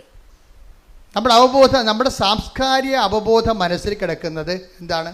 ഇതുപോലെ തന്നെ ബൈബിളേതരമായി നിലവാരപ്പെട്ടിട്ടുള്ള ദൈവഹിതപ്രകാരമുള്ള ദൈവത്തെ സ്വീകരിക്കാത്ത ഒരു ജനതയുടെ സ്വയം പ്രകാശനങ്ങളാണ്. അതിനാണ് പഴഞ്ചൊല്ലെന്ന് പറയണത്. എന്താ പ്രോബ്ലം എന്ന് വെച്ച് കഴിഞ്ഞാൽ ബൈബിളിനെതിരാണ്. നിങ്ങൾ പറയും ആറ്റിക്കളഞ്ഞാലും അളന്ന് കളയണം. അപ്പോൾ കർത്താവ് എന്ന് പറയും, നിങ്ങൾ അളക്കുന്ന അളവ് പോലോട്ട് തന്നെ തിരിച്ച് നിങ്ങൾക്ക് മാത്രം അളന്നാൽ പറ്റത്തില്ല. മത്തായി 7:2 നിങ്ങൾ അളക്കുന്ന അളവ് കൊണ്ട് തന്നെ നിങ്ങൾക്കും അളന്ന് കിട്ടും. പക്ഷെ ഇത് എങ്ങനെ സംഭവിച്ചിരിക്കുന്നത്? ഈ ലൂക്കാസ് വിശേഷമാണ് നല്ലത്. ലൂക്കാസ് വിശേഷം 6:38 അവസാനമാണ് പറയണത്, നിങ്ങൾ അളക്കുന്ന അളവുകോല് കൊണ്ട് തന്നെ നിങ്ങൾക്കും അളന്ന് കിട്ടുമെന്ന്. പക്ഷെ എന്താ പ്രശ്നം വെച്ചാൽ അതൊക്കെ മുമ്പ് പറഞ്ഞ വാക്ക് എന്താണ്? കൊടുക്കുവിൻ നിങ്ങൾക്ക് ലഭിക്കും. അതാണ് പറഞ്ഞത്. അതിക്ക് മുമ്പ് പറയാം, കൊടുക്കുവിൻ നിങ്ങൾക്ക് ലഭിക്കും. എന്ത് കിട്ടും? അമർത്തി കുലുക്കി നിറച്ചളന്ന് അവൻ നിൻ്റെ മടിയിലോട്ട് ചൊരിയും എന്ന് പറഞ്ഞിട്ടാണ് പറഞ്ഞത്. ഇങ്ങനെ ചൊരിയണമെങ്കിൽ എന്ത് ചെയ്യണം? നിങ്ങൾ അളക്കുന്ന അളവുപോലെ കണ്ടിട്ട് നിങ്ങൾക്ക് കൈ നീളത്തില്ലെന്ന് നമ്മൾ ദൈവം കൈ നീളത്തില്ലെന്ന് അർത്ഥം. നമ്മൾക്ക് കൈ നീളത്തില്ലെങ്കിൽ ദൈവത്തിൻ്റെ കൈ നീളത്തില്ലെന്നാണ് ഈ പറയണത്. കേൾക്കുമ്പോൾ ഓർക്കും നമുക്ക് കൊടുക്കുമെന്നെങ്കിൽ ലഭിക്കും. പക്ഷെ എങ്ങനെ കൊടുക്കണം? അമർത്തി കുലുക്കി നിറച്ച് അളന്ന് അവൻ നിൻ്റെ മടിയിലോട്ട് ചൊരിയണമെങ്കിൽ എന്ത് ചെയ്യണം? നമ്മൾ അളക്കണം ആദ്യം. നിങ്ങൾ അളക്കുന്ന അളവ് അല്ലാതെ ദൈവമാണല്ലോ ആദ്യം അളക്കണത്. ആ വചനം ഒന്ന് വായിച്ചേ. ലൂക്ക 6:38. ലൂക്ക 6:38. കൊടുക്കുവിൻ നിങ്ങൾക്കും കിട്ടും, അമർത്തി കുലുക്കി നിറച്ചളന്ന് അവർ നിങ്ങളുടെ മടിയിൽ ഇട്ടുതരും.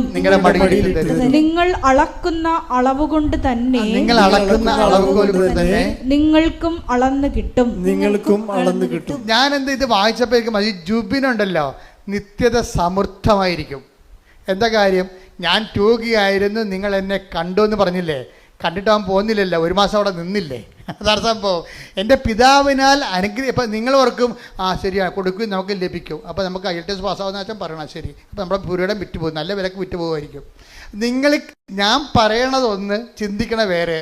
നിങ്ങൾ കൊടുക്കും, ശരി അവന് നമ്മൾ ആണെങ്കിൽ നമുക്ക് 2 കിലോ അരി വാങ്ങിച്ചു കൊടുക്കാം, 10 ഉടുപ്പ് വാങ്ങിച്ചു കൊടുക്കാം. അങ്ങനെയാണെങ്കിൽ പിന്നെ എന്താ? അപ്പോൾ ജോലി കിട്ടുമല്ല, അപ്പോൾ ശമ്പളം കിട്ടുമല്ല, അപ്പോൾ നമ്മൾ 100 ഉടുപ്പ് തിരിച്ച് വാങ്ങിക്കാമല്ല. ഇങ്ങനെ ഭാഗികമായിട്ടും മാനുഷികമായിട്ടും ക്യാഷ് ആൻഡ് കൈയിലാണ് വചനം നിങ്ങൾ ചിന്തിക്കുകയും ആലോചിക്കുകയും മനസ്സിലാക്കുകയും ചെയ്യും. അതല്ല ഇവിടുത്തെ പ്രശ്നം. എന്താ പ്രശ്നം? ഈ നിത്യതയെക്കുറിച്ചാണ് കർത്താവ് ഇതെല്ലാം പറഞ്ഞിരിക്കുന്നത്.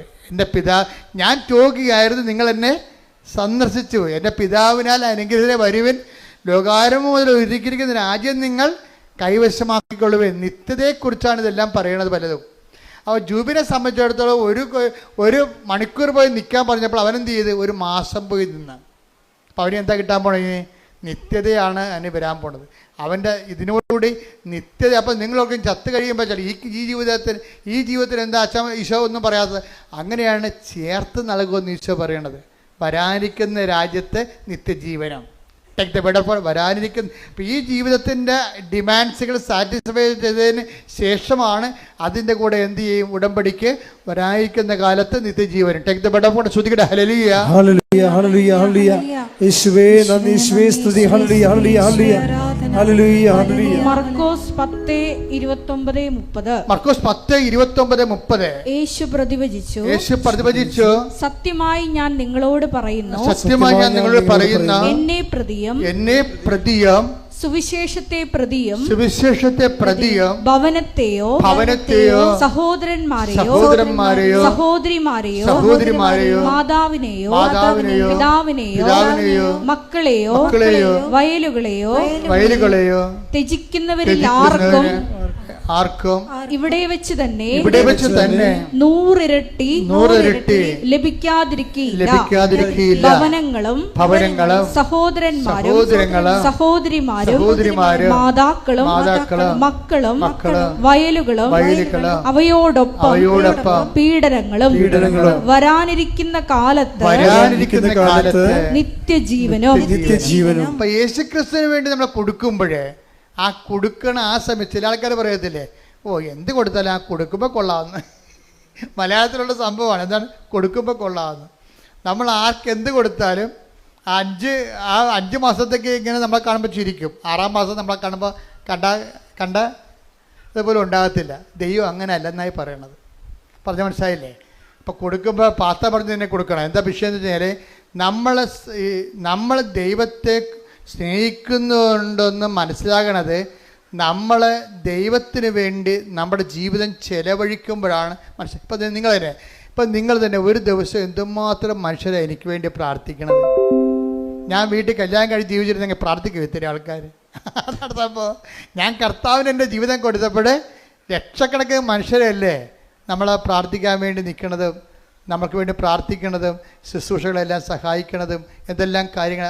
അതുപോലെ നിങ്ങളും എൻ്റെ ദൈവത്തിലെ ഇപ്പോൾ ഇത് പ്രേക്ഷിത പ്രവർത്തനത്തിൻ്റെ സമയമാണ്. ഇപ്പം അച്ഛൻ്റെ കൂടെ പ്രേക്ഷിത പ്രവർത്തനം ചെയ്യണമെന്ന് ആഗ്രഹിക്കുന്നവർക്ക് വന്നിവിടെ ഒന്ന് നിൽക്കാം, ഒരു കുഴപ്പമില്ല. ഇപ്പോൾ 5 കൊല്ലം വേണം 5 കൊല്ലം നിൽക്കാം, 3 കൊല്ലം വേണം 3 കൊല്ലം നിൽക്കാം, ജീവിതകാലം മുഴുവൻ വേണമെങ്കിൽ നിങ്ങൾക്ക് നിൽക്കാം. അതൊക്കെ പക്ഷേ നിങ്ങൾക്ക് ബോധ്യം ഉണ്ടാകണം ഈ വിഷയത്തെക്കുറിച്ച്. കാര്യം ഇവിടെ നിൽക്കുന്നവർ വെറുതെ ഒരു ധ്യാനകത്തിൽ പോയി നിൽക്കുകയല്ല. മാതാവിൻ്റെ പ്രത്യക്ഷീകരണത്തിന് സ്ഥിരീകരണത്തിനായിട്ട് ഞാൻ എൻ്റെ ജീവിതം കൊണ്ട് സാക്ഷിയാണെന്നുള്ള രീതിയിൽ പ്രത്യക്ഷീകരണത്തിൻ്റെ സാക്ഷികളാണ്. ആ കാര്യത്തിൽ ബോധ്യമുള്ളവരായിരിക്കണം വരേണ്ടത്. ആ കാര്യത്തിൽ ബോധ്യം ഉണ്ടാകണം. അല്ലാത്തവർ 5 കൊല്ലം ഈ പ്രത്യക്ഷീകരണത്തിൽ ബോധ്യമില്ലാത്തവർ 5 കൊല്ലം വന്നാലും പണിക്കാരാണ്. ആ പണി കഴിഞ്ഞ് പോവും. ഞാൻ അവരുമായിട്ട് വലിയ ബന്ധങ്ങളൊന്നുമില്ല ശരിക്കും പറഞ്ഞു. അങ്ങനെ എത്ര പേര് ഇവിടെ വന്ന് പ്രവർത്തിച്ച് പോകുന്നുണ്ട്. I'm not seeing personally them. കാര്യം എന്നെ സംബന്ധിച്ചിടത്തോളം ഞാൻ നോക്കണത് എപ്പോഴെന്താണ് പ്രത്യക്ഷീകരണത്തിൽ ഇവർക്ക് ബോധ്യമുണ്ടോ, മാതാവിടെ പ്രത്യക്ഷപ്പെട്ടതായിട്ട് അവർക്ക് ബോധ്യമുണ്ടോ, അതനുസരിച്ച് തന്നെയാണോ അവരുടെ ശുശ്രൂഷകൾ മുന്നോട്ട് പോണത്. അവിടെ സംസാരങ്ങൾ മാതാവിൻ്റെ പ്രത്യക്ഷത്തെക്കുറിച്ച് നമുക്ക് കിട്ടുന്ന അറിവെന്ന് പറയുന്നത് ഒരു അഭിഷേകദാനമാണ്.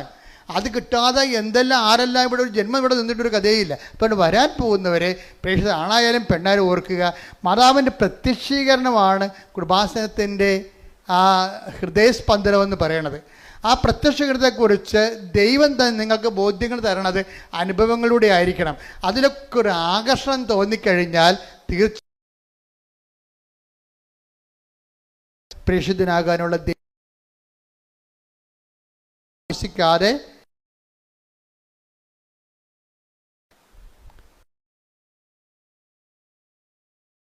വിളി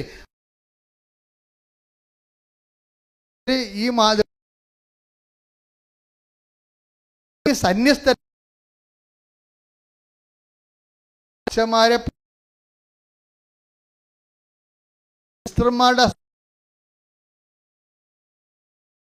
മുഴുവൻ